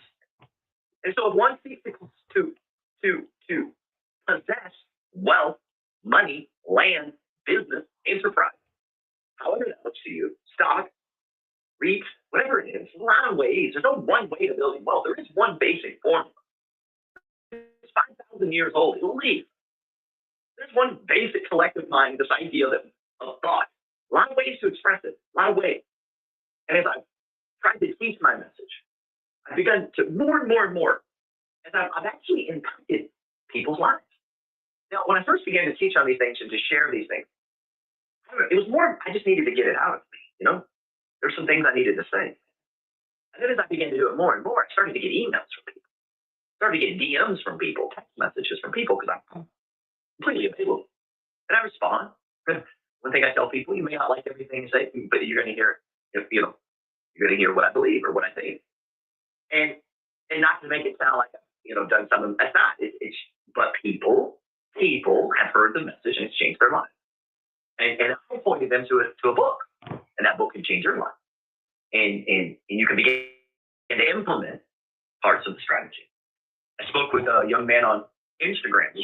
More of his. When I go live, I'm talking about the stock market, or I'm gonna be ready to go. We're talking about the money flow or the buckets. And I'm talking out of my books, and obviously I hope people buy the books. It's a little bit of an ego boost when someone buys your book. And hey, you make $10, right? But the greatest way to learn something is to teach it. And so as I began to learn this idea that all possession is based on consciousness, that means those thoughts that are held in your mind, those things that are held in formless substance, what better way for me to hold those in mind in formless substance than to teach it every day, to hold myself accountable. I'm going to add to the short. If just one person listens, then I'll teach. And I began to do this. As I began to do it, more people began to follow me. More people began to respond. And I get 20. Some days I get 30 emails a day asking for a free book, thanking me for a video, letting me know something resonated with them, or keep up with it, something along those lines. Sometimes I get pushback. Sometimes, not often. I think most people keep that to themselves. But the more that I've done this, the more that I've realized that mind is creative, and the conditions and environment and all experiences in life are a result of our habitual, predominant mental attitude. Like gathers like. And the young man that I was speaking with hadn't spent much time thinking about stocks. Not recently. I'm sure throughout his life he has in school, play stock games, whatever. But bumping into me stopped him for a second. And he read my book. And the first thing I said in my book is, listen, get your debt under control, because you can't do anything with out of the short. And that's what debt That didn't work. Debt is another man's passive income. You can't build passive income while paying other people. I'm not getting long though. It's hard. People want to jump right into trading and investing and buying real estate, and they can't, because you got a bunch of car payments, student loans, credit cards, medical debt, all these things. And so my advice is always clean those things first, because investing in you is the best investment. So when you hear the guru say, invest in yourself first, yes, but not the way they're saying.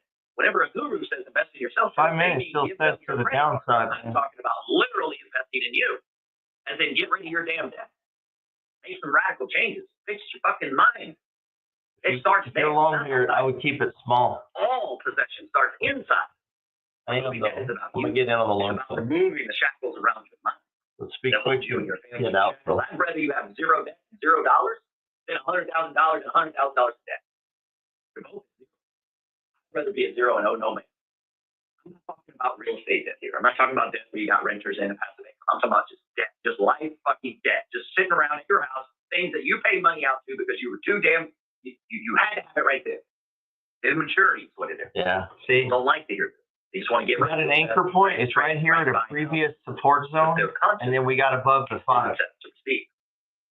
I think this is the root of why so many people But don't. the histogram's still against us. Well, the attitude of the mind Keep it necessarily depends upon what we think. Therefore, the secret of all power and all achievement and all possession depends upon our method of thinking.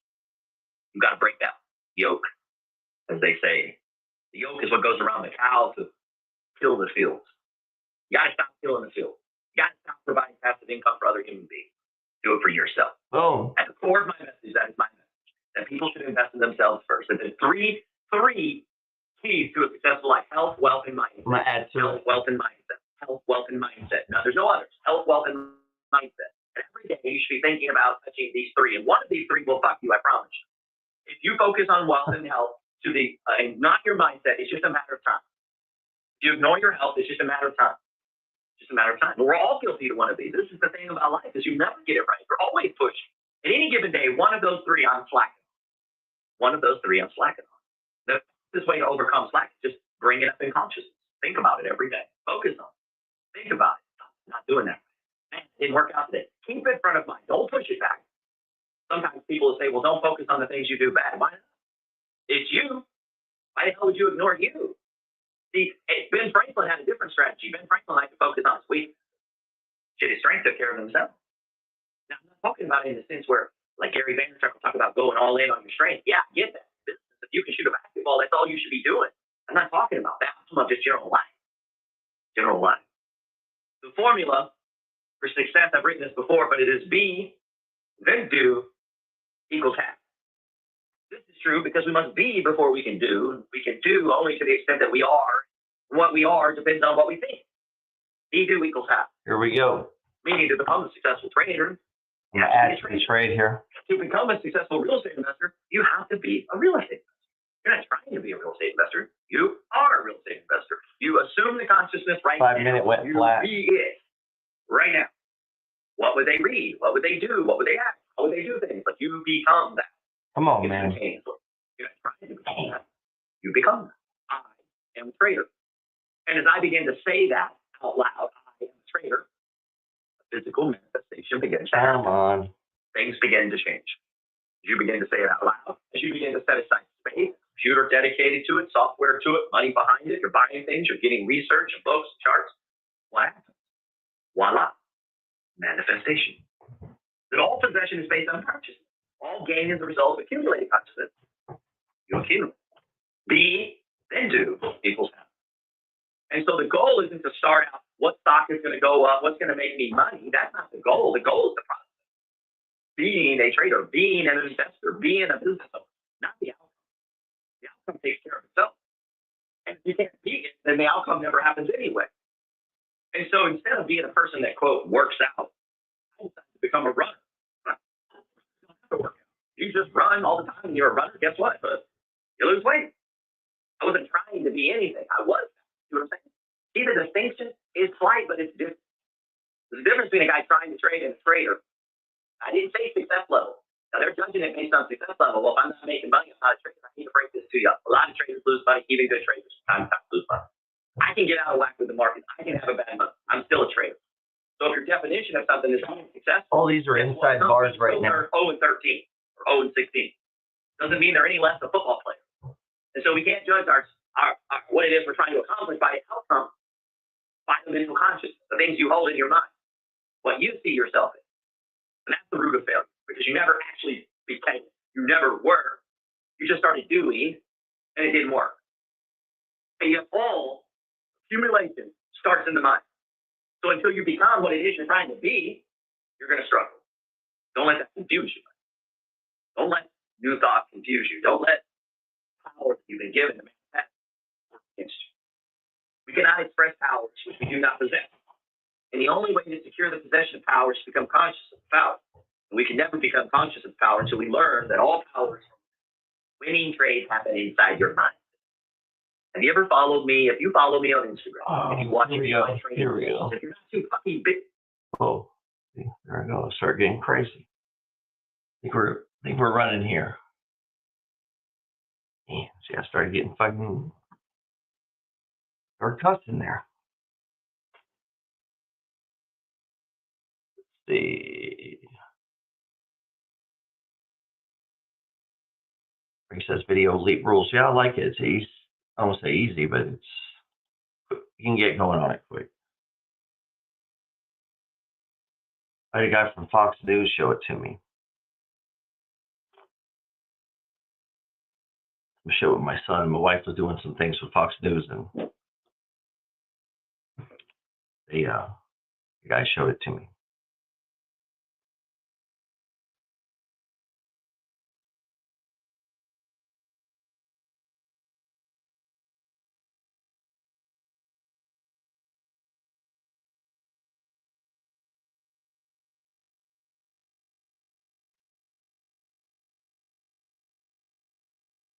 What we got here? Man, this thing is just slowly grinding sideways.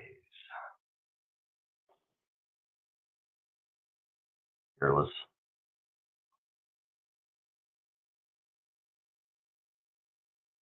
Oh, I'll have to break out for a second.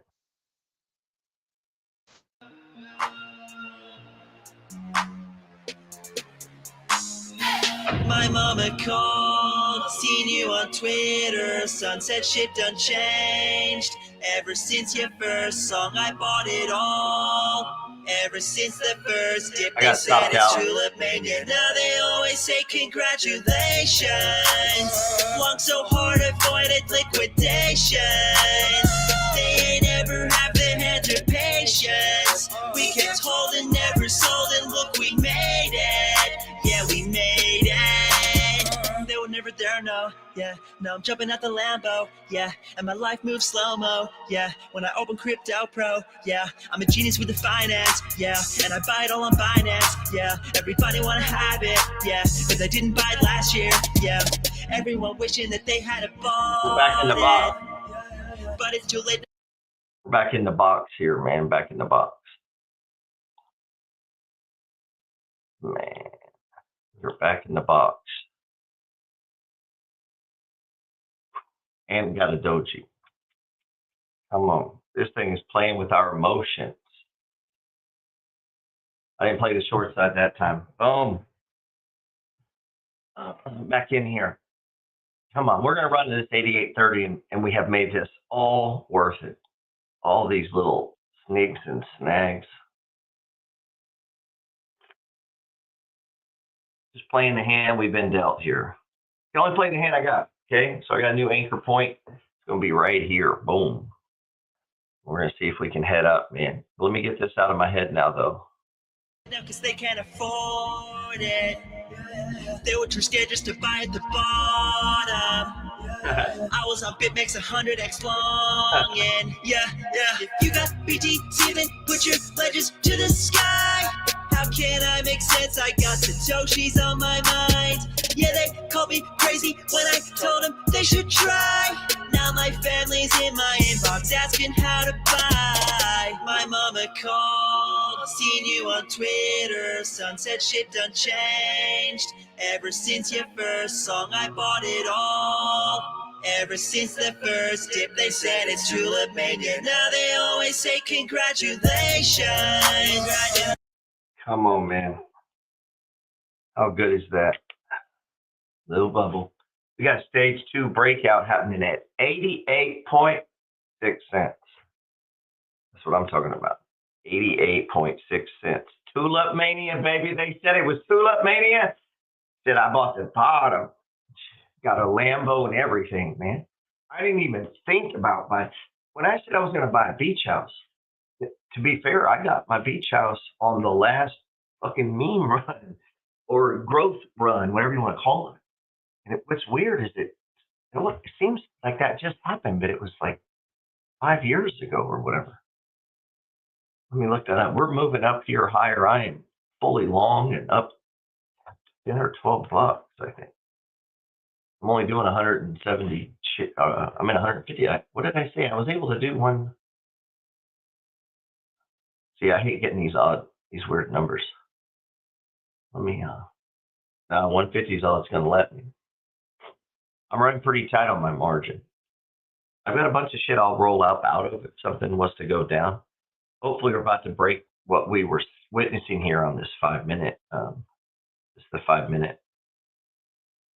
Could possibly be it's trying to make a run where it would break that sloping down channel we've had on the 5. That could be a nice run into the close, man, last hour. But what do I know?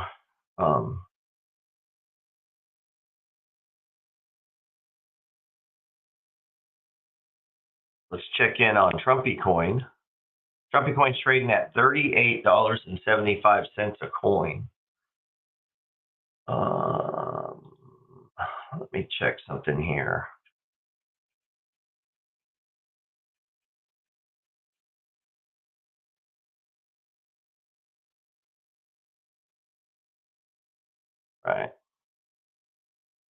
All right, so what I'm kind of looking at here is this is the 5, what is this? Where's our time frame? 30 minutes. We're in the 30 minute. It's on Trump Coin, $38. My price point is around 40, so I'm down a little bit. So any coin adds here, I'm a position trade this for a while. I just feel like once they start getting on Twitter, man, who knows, right? And if that thing runs up, I'm gonna trim it, and if that thing runs down, I'm gonna play it out for a little bit. That's my plan on Trumpy Coin. I'm gonna accumulate a little bit. They're gonna run it. It's gonna be on Coinbase. Let's play it. And but I need to get a little size on there. So I'm just picking up stage 1s. That's on Trumpy Coin right here. Now the ticker symbol is Trump US whatever. It's carried on Coinbase. We don't have it on charts yet. This is on TradeView. TradeView has it from BitX and Binance and a few other people. They have some charts. I think Coinbase has some basic charts, right? I actually think it looks better on my phone, honestly. So I'm kind of just keeping an eye on the that's not even an endorsement. That's I'm a trader. It's going to move. Also, I document market history. Could be one of the largest scams ever. It could be the first president ever to own his own crypto coin. Maybe it becomes a thing. I don't know. I got a video I'm doing on it, but I need to be involved. So I'm fully long here. Boom, we're breaking out. I need to be involved in it. From a documentary journalist. Not that I'm a journalist. I'm just that's part of what I do, man. Here we are. We're running. We have to do one people.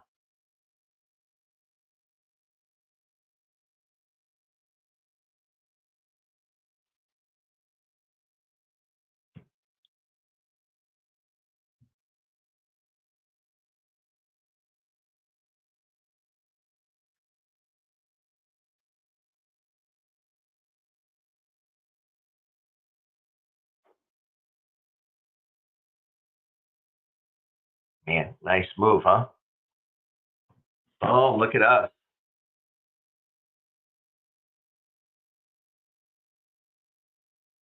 Look at us.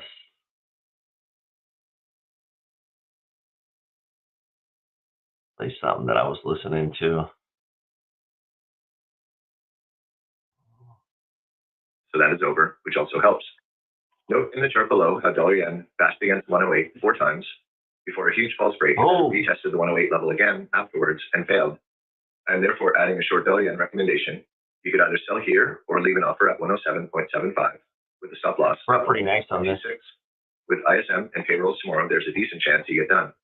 And with yield curve control, I'm going to trim a little bit here. Coronavirus cases in the U.S. No, I'm going to let it run. I'll let it run for a minute. Back yields very much. That's the end of the excerpt. And now back to the normal part of the book. Now I'm going to sell 25. By leaving an order to sell above market at 107. Sold 25 shares. Non-farm payrolls. I attempt to take advantage of the noisy volatility created by an event I think is meaningless to get set. Sold 25 shares on the RSI hit. And in the PDF, there's a chart, and it shows I went short at 107.75, and that was pretty close to the high. I got set on the trade the day after payrolls, and dollar yen went pretty much straight down.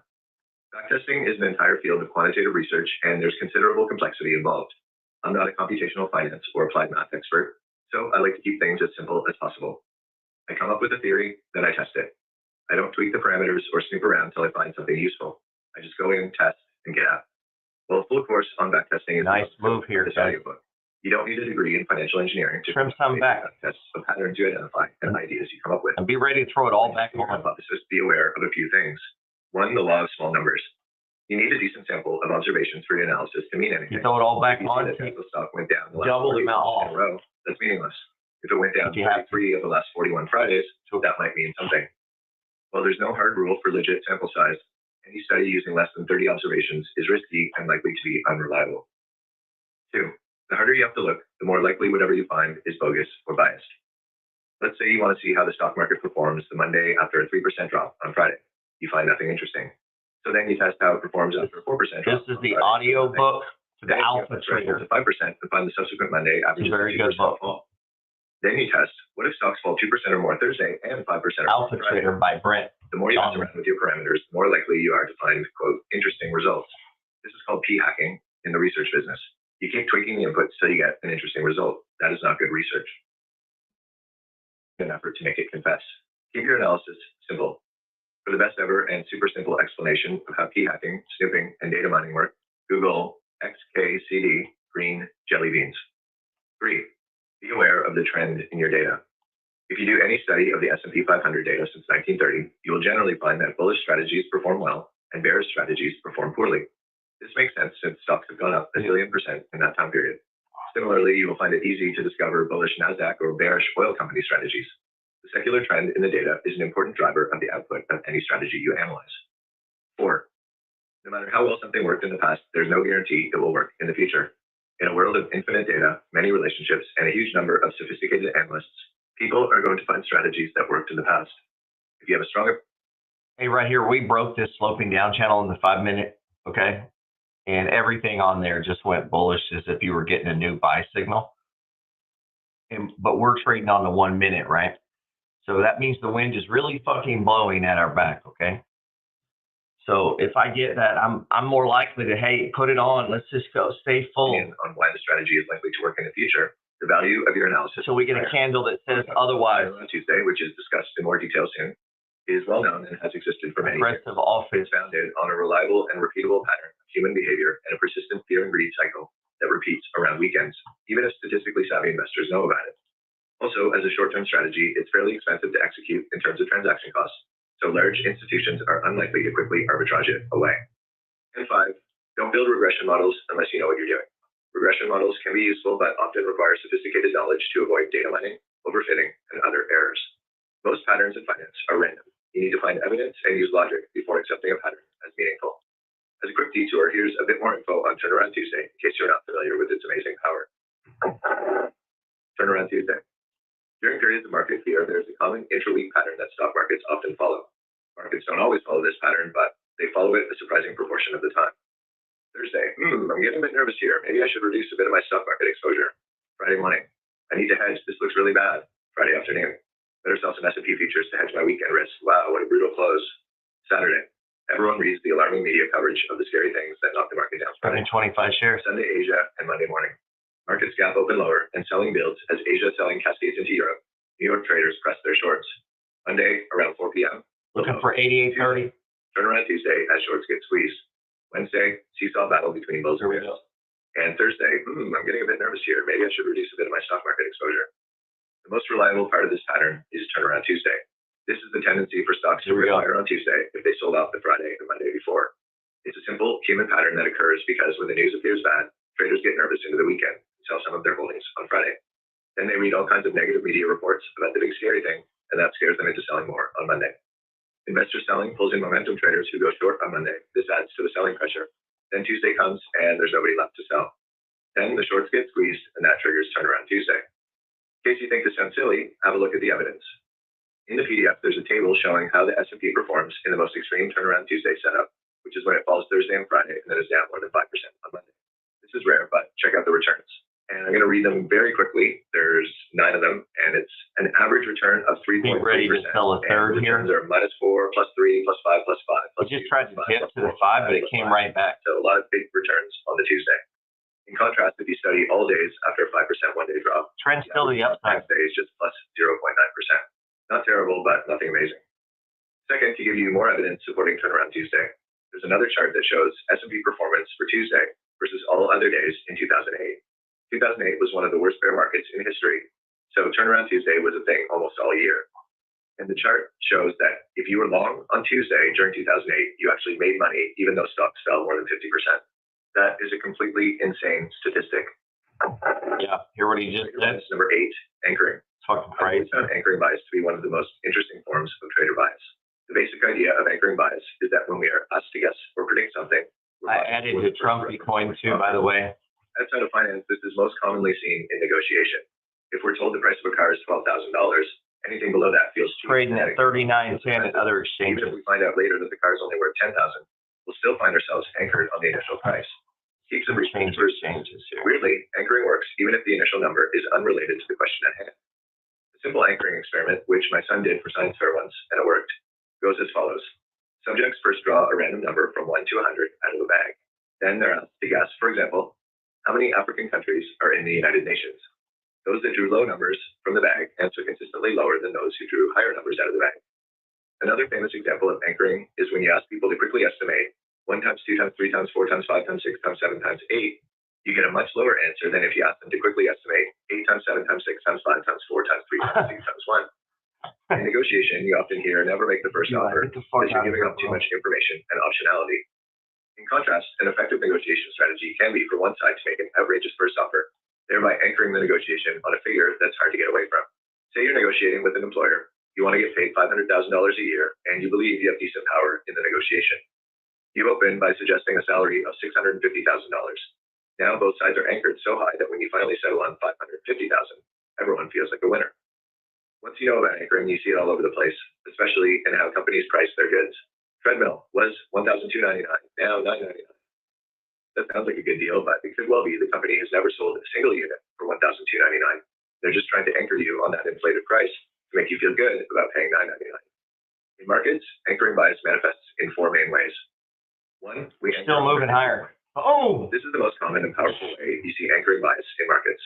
If you buy stock at $99.40, that specific level becomes very powerful in your mind. You'll find it much easier, for example, to sell at 99.41, small profit, than 99.39, a small loss, even though the economics of selling at these 2 different levels is practically identical. I'm going to put it all back on. It's painful and negative. Winning is pleasurable and but positive. Be ready to take it by half. Meaningless to your P&L. The difference between selling below or above your cost is the difference between winning and losing. See what I'm doing there? Human beings are hardwired to avoid losses. I think this breaks through and runs to the 88.37. Losses is about double the pleasure we get from gains of equal size. This bias is called loss aversion. A related bias is the disposition effect. This is the strong and consistent tendency for investors to prefer to sell assets that have increased in value while holding on to assets that show a loss. If it goes up, you sell it. If it goes down, you hold on to it and pray for a bounce. These related forms of bias all come down to the same thing. Humans don't like to lose. The remedy is simple. You must learn to love small losses. When you take a small loss, try to feel good about it. Say, taking small losses is the way to achieve trading success. Say it over and over. Taking small losses is the way to achieve trading success.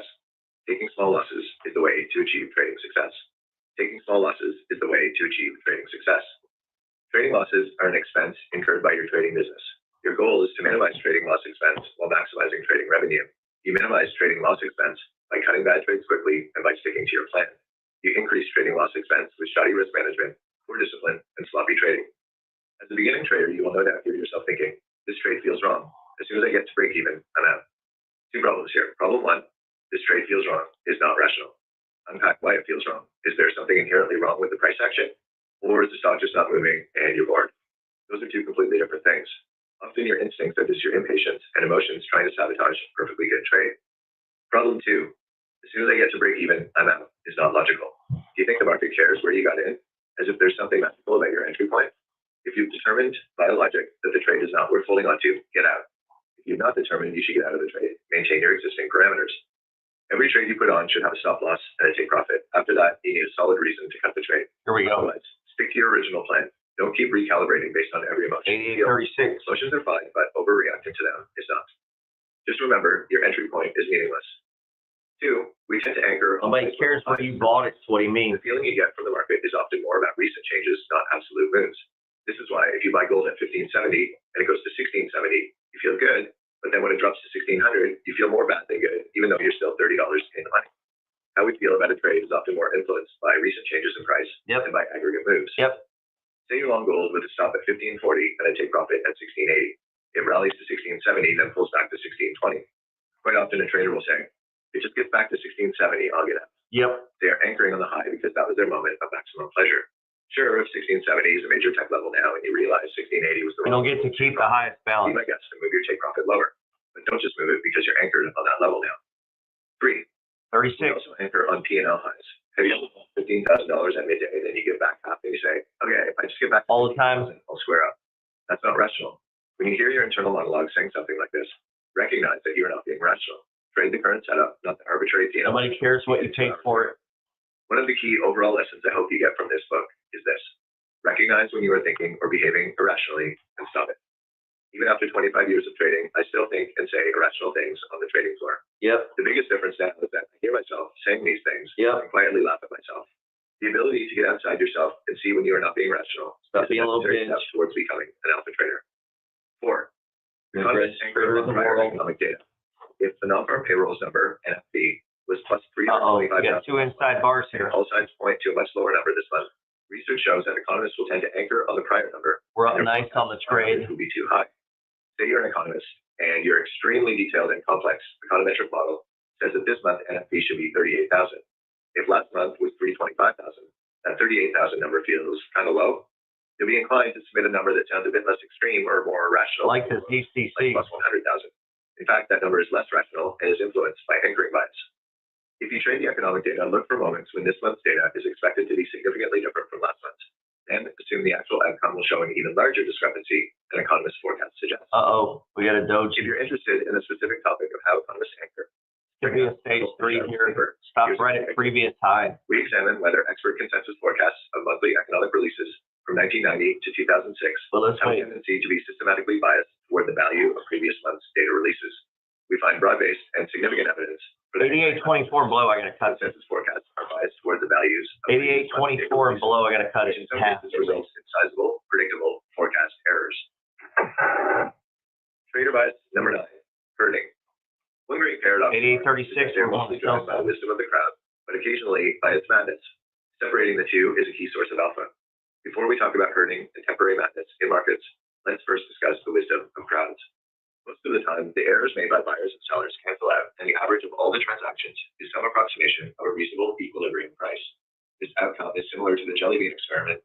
In that experiment, a crowd of people are asked to guess how many jelly beans are in a jar. The interesting result is that the crowd, the average of all the guesses, here we go, 8828, often more accurate than any individual in the entire crowd. This is astounding and suggests you should be humble when trying to beat the market. Instead of a bunch of undergrads guessing how many jelly beans are in the jar, imagine 1,000 highly trained quants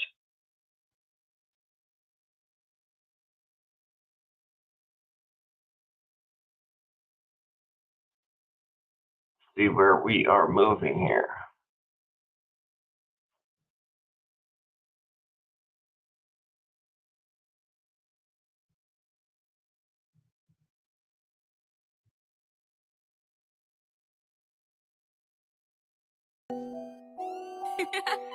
Lil Bubble, let me ride that rocket. Buy that fucking dip, yeah. Buy that fucking dip, oh. Buy that fucking dip, dump it on the top and spit. Buy that fucking dip, yeah. Buy that fucking dip, yeah. When it drops, better cop, let it fucking rip. People love the pump, yeah. Got them lining up. Wow, see us winning, FOMO in and YOLO by the top. Dream of Lamborghini, girlfriend in bikini.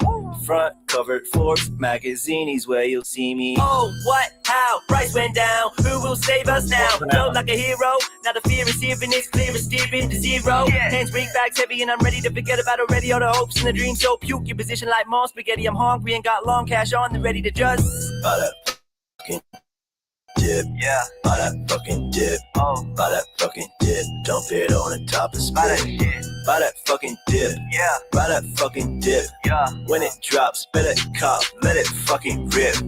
When there's people crying. Yeah, I got no position now. We got hit fast there. I'm not short on it. It's flat. You could take a shot, but I would make it really small. I mean, if you're trying to trade every minute, that was the momentum, but I still think we head to the upside because we're still below the 200. So that's what I'm kind of giving it a second here. That's when I'll be buying. Yeah. When they tell you their investment conviction is dying. Oh no. But the market's dead. Yeah. That's what TV man said. It's time to sell it, walk away and sit in cash instead. Pump, what? Price go up. Guess that's just your luck. Sold at the bottom of the ladder, you gotta learn how to hold on to whatever money you're gonna earn and not get shaken out when they run the stops. Although it tends to pretend to the dips and the bends, you know the trend is your friend all the way to the end. So I buy that fucking dip. Yeah. Buy that fucking dip. Oh. Buy that fucking dip. Dump it on the top and spot it. Buy that fucking dip. Yeah. Buy that fucking dip. Yeah. When it drops, back in the position here. I'm trying to trade the upside. Still, this might have been a little early. We're against the indicators here, but man, it sure felt like it had unfinished business going at this 200. I kind of feel like that gives us lower low. All right. See what I'm saying? Like, hold on. I wasn't even sharing the tab, was I? My bad.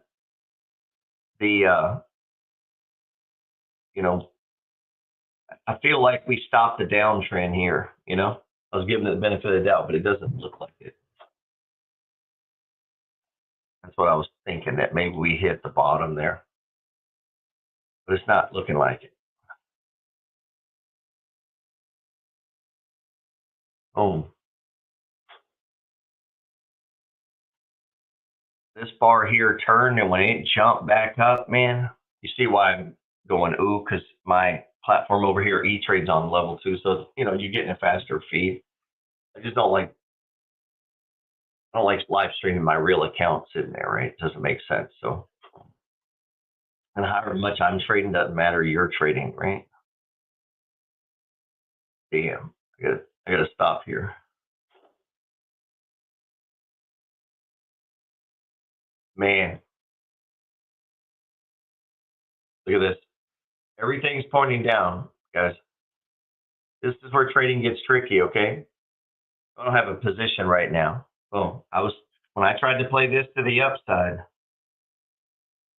all right, that's pure momentum. Like we had been running to the upside. Come on, man. We had been running to the upside. So when this thing turned and I got right here, I'll take a shot at it. And what I was looking for is thinking, okay, basically this is the bottom. Some people might call it the double bottom, chart reading, whatever. Or it's just part of a bigger channel going on here, right? And if we back this up, time continuity, if we back this up, here's the 5-minute. Let's back this up a little. This is what we've been dealing with today, man. Not that big a deal. So I'm back in, though. I'm going to try again on the long side, all right? Might get sucker punched. I was green on the day, so I want to stay here. Bottom. We broke this down channel. CSI is still bullish. I don't know. It's all mixed, right? Getting a little mixed there. So, maybe the conservative play is you just kind of step aside. Yeah, I'm gonna go back with my man, little bubble man, and he'll tell us what's up. Let's see. I am on the long side right now, though. Obviously, my stop is right around this 88.10. That I gotta consider that I'm a little out of whack here, and we're headed down. It shows down on the 5-minute, so you might even go conservative and just sell half here, but. I don't know. We got 4 bars. We're at the extreme. If this channel is changing and we're headed up, which if you go to the daily, we're fucking bullish, right? So I'm trying to make a case for the bullish side is really what I'm doing there. Let it fucking rip. Buy that fucking dip. Yeah. Buy that fucking dip. Oh. Buy that fucking dip. Dump it on the top and split. Buy that shit. Buy that fucking dip. Yeah. Buy that fucking dip. Now that's Lil Bubble. He's my new favorite rapper. Didn't get long on that one. Going up, going up.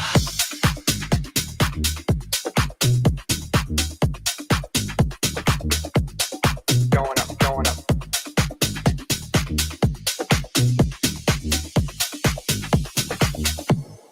Going up, going up.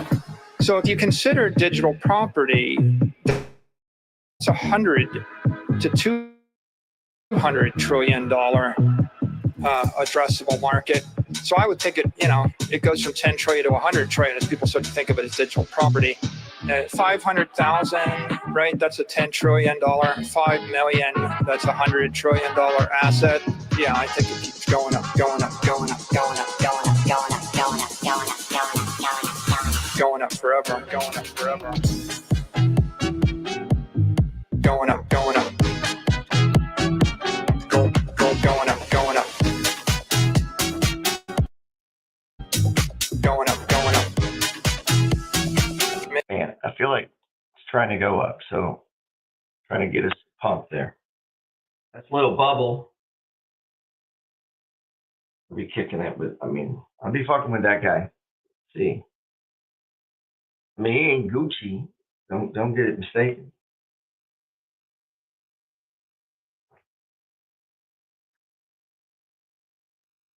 Man.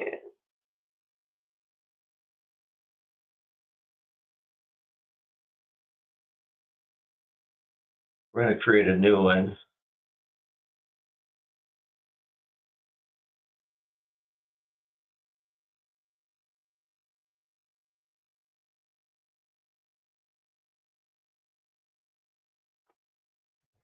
Oh, I'm out, man. I got busted out, baby. If you caught that short, that was a good move. Still could here. Because it worked off that RSI. Look at what it did, man. So if you go looking to the downside, you should have some room here. You'll see. This is the hard part about the downside. You really want to add to it when price is up, right? Just like on the opposite, if you're trying to get long, right? So adding here, the best place to add is like right here if you can catch it that fast. So you can see if you're playing the long side, you could have orders in there, or short side, It's hard to play both sides unless you're quick. I threw a little short on there just fucking with it. I've just been keeping them small because it could easily go down to this 88 range. And we still get our run in and close to this. I'm going to just stay on to this 88. I'm going to privatize this video though, man. I'm going to put this behind my Instagram wall, I think. I think that's what I'm going to do. Let's see. I'm going to put this behind my Instagram wall.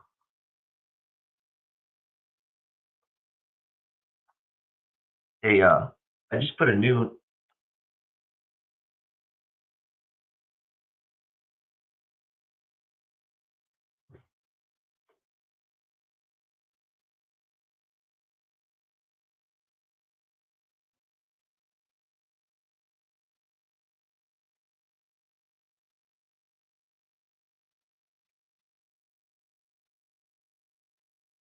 Let me see here. Are we headed down?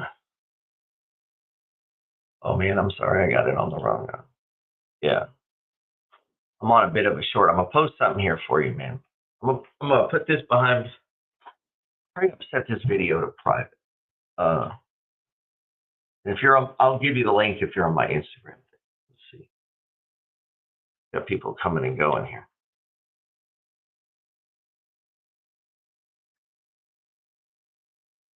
All right. Maybe we're getting a stand. 5-minute histogram's pointing down. Price is trying to break. I'd be covering shorts if I'd have caught that here. Okay. You see why? It's the opposite, right? So you'd be covering that. Does that necessarily mean you get long? You could take a shot, but the overall trend is to the downside. But that is a kind of completed money flow pattern there. So maybe it makes a run if you try to get on the short side. I keep it small until it builds out. We do got an anchor point here, and now we've got an anchor point, an engulfing candle around it. And now we got a second follow through breaking out above the 5 there. It's a little slower here on your stock chart. You're going to see it breaking in up here, but right in here is where, if the downside is going to continue, is probably where it'll stop. So you can jump in. I mean, if you're playing it quick, and you're playing, this is the pattern I'm playing. So if I had this stage 4 pull back, man, boom, hits there. If I think I got an anchor point, I need to see that sideways action is just building out that pattern. How fast you can play that pattern, see it in your mind and back it up through time continuity, where you might go to a 5-minute, a 30-minute, and a daily. If we were to look at the daily, what is the fuck? Share this tab instead. Here we are. You got a fucking doji on the 5-minute. Problem is, it's not a doji at an extreme price level by any stretch of the imagination. Maybe I take this down in 25-minute share increments. So if I was trying to build it out here now is where, let me see, is this even on fucking, yeah, it's updating. Let's take it higher. Let's go to the daily. It's a breakout move, right? Here we are in the daily, 8809. The gap, though. But look, I mean, it's not unusual to get gaps because the market is trading at night. So those gaps don't necessarily got to be filled. Depends on your point of view there. What's up, Nick? Appreciate you, brother.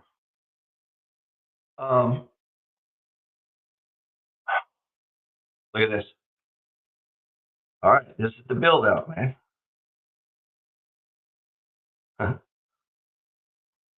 A 1, we got a 3, we got a 4, and building out a 1, right? You can see it here, here, and here. We had it here, here, and here, right? We can see the pattern.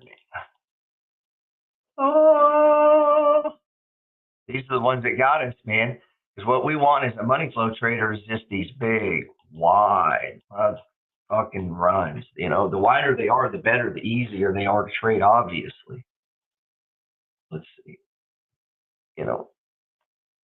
2 people can use the money flow and trade have totally different results, man. When you start to add confluence, intuition, time continuity, fucking share, betting size, come on, man. We have millions of dollars. It's only as easy as people want it to be. Do you think you can? That's a more apt analogy for the markets. The wisdom of crowds, though, relies on diverse and unbiased opinion, and it relies on incentives. Don't take any losses here, though. Estimates will be lazy and less accurate. You need to make some money for a second. Or, for example, if the jar is extremely far away from the people trying to estimate the number of jelly beans, say at the very front of a huge lecture hall, the crowdsourced conclusion might be too low because the jar looks smaller from afar. If everyone is drunk or distracted, the estimate also might not be as good. In trading, if you can explain exactly why you think the crowd is wrong, you're on the right track. Usually this will be either because the crowd is biased or the crowd's incentives are not aligned with the goal of finding the equilibrium price. I'll explain both in the section that follows. The main takeaway for this section is, assume the crowd is wise most of the time and look for moments when you can explain exactly why it is wrong or identify that it has gone mad. As the amount of quality data available to all investors approaches infinity, it is more and more difficult to find an informational edge. Before 2000 or so, economic and financial market data were expensive and difficult to acquire for non-institutional investors. As recently as 2006 or 2007, a trader with live price feeds and a full understanding of correlation and informational private trader talk other short-term traders. Live news feeds were expensive and out of reach for individual investors until recently. See what's up here, man. Literally anyone can access reams of financial data, read dozens of well-informed blogs doing sophisticated cross-market analysis, and get free real-time news from other sources. Informational edge is incredibly difficult to find. This puts a premium on other types of market analysis, and I believe potentially increases the value of sentiment and baby. By their nature, markets are prone to periods of herding. Narrative-driven markets with many traders chasing the same themes and responding to the exact same information and incentives. That's my private trader talk there. With the same cliff. Don't share that shit either. When the entire market is running in the same direction, you can pivot and profit by going the other way. There are multiple reasons market participants herd to the same themes and trends. 1, herding is human nature. In Chapter 5, we talked about the Ash conformity experiments, where even when it was obvious that a line was the same size as the other lines, many subjects would go with the crowd if the majority said one line was longer. Ash did another famous experiment to show how human beings prefer to conform with their peers. The experiment involved multiple actors who enter an elevator and face the back of the elevator away from the door. Ash found that most random strangers who entered the elevator afterwards joined the crowd and faced away from the door. Conformity and herding are basic human instincts that help society function. If you see a group of people acting a certain way, it sends you a strong subconscious signal that the group behavior is appropriate, and so it requires strong conscious pushback for you to act independently. 2, it's much easier to believe in and respond to a narrative than it is to value securities. The internet's going to be huge. You got to buy Cisco is an easier story to understand than Cisco is overvalued at 100 times sales. Since human traders are more stimulated by stories than they are by data, the price level of an asset is often less important than the story being told. Good companies can be terrible investments. While there's usually great uncertainty surrounding the appropriate value of a company's stock, there's frequently little disagreement over good stories. Amazon is a revolutionary company that offers an unprecedented customer experience. It's hard to debate and easy to invest in. Since most people are trading narratives, whether they want to admit it or not, and narratives are often pretty clear and one-sided, investors herd into the great stories. This is not just true with stocks, it's true with macroeconomic stories too. Number 3, FOMO. The fear of missing out pulls in those who have not yet bought into a narrative. As they see their peers making money on an investment and hear the amazing stories of ginormous profits over IPAs at the bar, they do not want to miss out. This I'm only at half position right professional business, where most managers are benchmarked to their peers and where portfolio managers fear looking stupid if they miss a big story. When a powerful macro narrative appears, you see hedge fund money pouring rather add here, not just because it's a good story they believe in, but also because managers are afraid their peers will make money on it, and they won't. FOMO is a terrible yet common reason traders put on trades. You see this at a micro level on trading floors too. When 2 or 3 traders on a desk have a profitable trade on, other traders get jealous and put the trade on to avoid looking bad in case the trade continues to perform. I remember multiple FOMO periods during the 2012 to 2015 got a period. veil over here though, right? And Bank of Japan easing were driving dollar yen high. Portfolio managers knew their peers were killing it on the trade, so even later on when dollar yen had already gone from 80 to 120, traders had to have it because they felt stupid if they did not. Before the BOJ meetings in 2015 and 2016, I often heard hedge fund PMs say something like, well, I don't think the BOJ is going to do anything tonight, but I'm going in long dollar yen anyway, just in case. This is FOMO and favorite long shot bias all wrapped into one negative EV trade idea. PMs were thinking more about the lotto ticket style payoff and how they might look bad for missing it instead of rationally sizing up the risk reward of playing for a low probability event that was already heavily subscribed. 4, as a rule, human beings are not very original, and this is true both inside and outside the investment industry. This is why independent thinkers are so highly valued in investment firms. There are not very many of them. Many traders on Wall Street are extremely book smart, gifted test takers that made their way into trading by playing the Ivy League game to perfection. Get straight A's, crush the SATs, play a sport, network like crazy, and voila.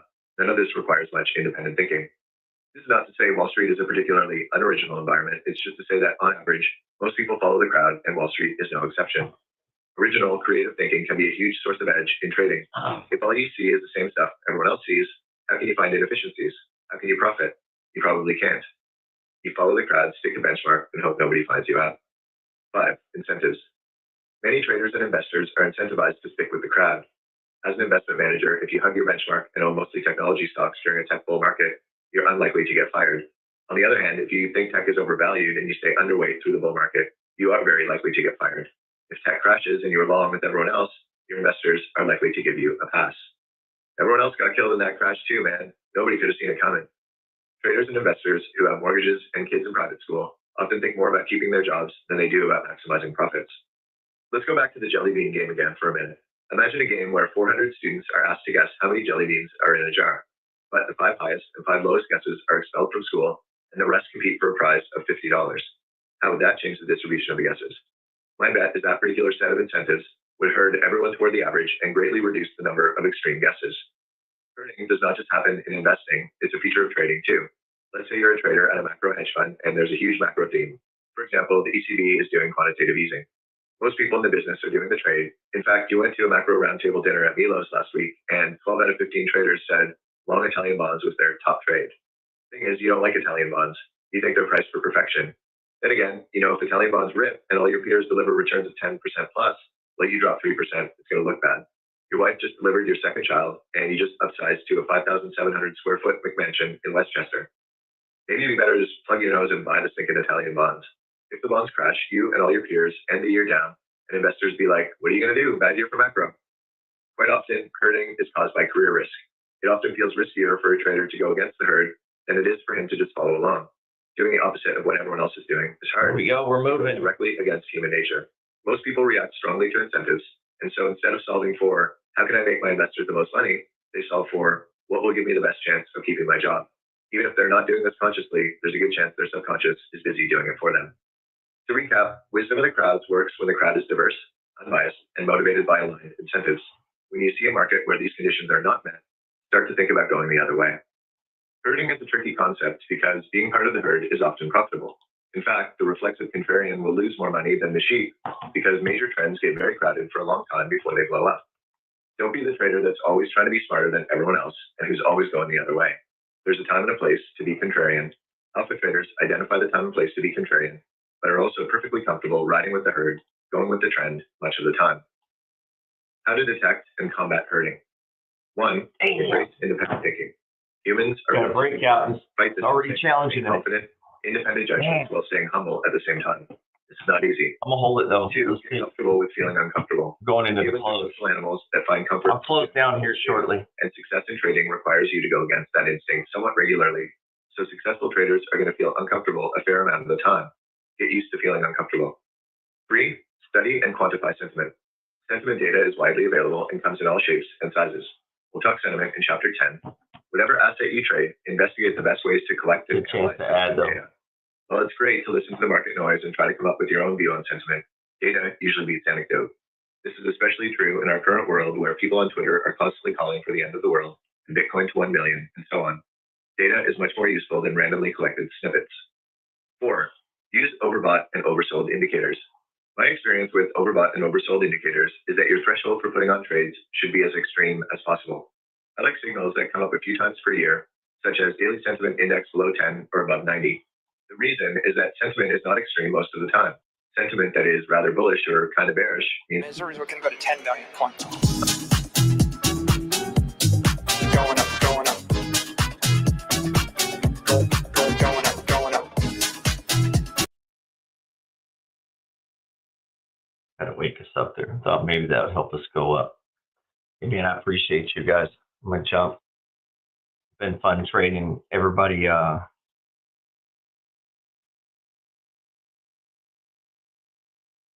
you want to get on this? Just hit that text on there, 833-455-4764. Text the word SOG, all caps. It should hit you back with a confirmation. I'm gonna do some little experimental trader talk stuff on there. No cost or anything. Just playing around with some things. That's it, man. Appreciate you guys. Let's go out the little bubble here.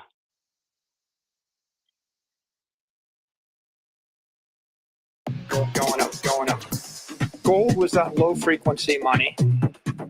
Property is a mid frequency money, but when I start to program it faster, it starts to look like digital energy. Going up, going up. Going up, going up. Going up, going up. Missouri's looking to go to 10 million points.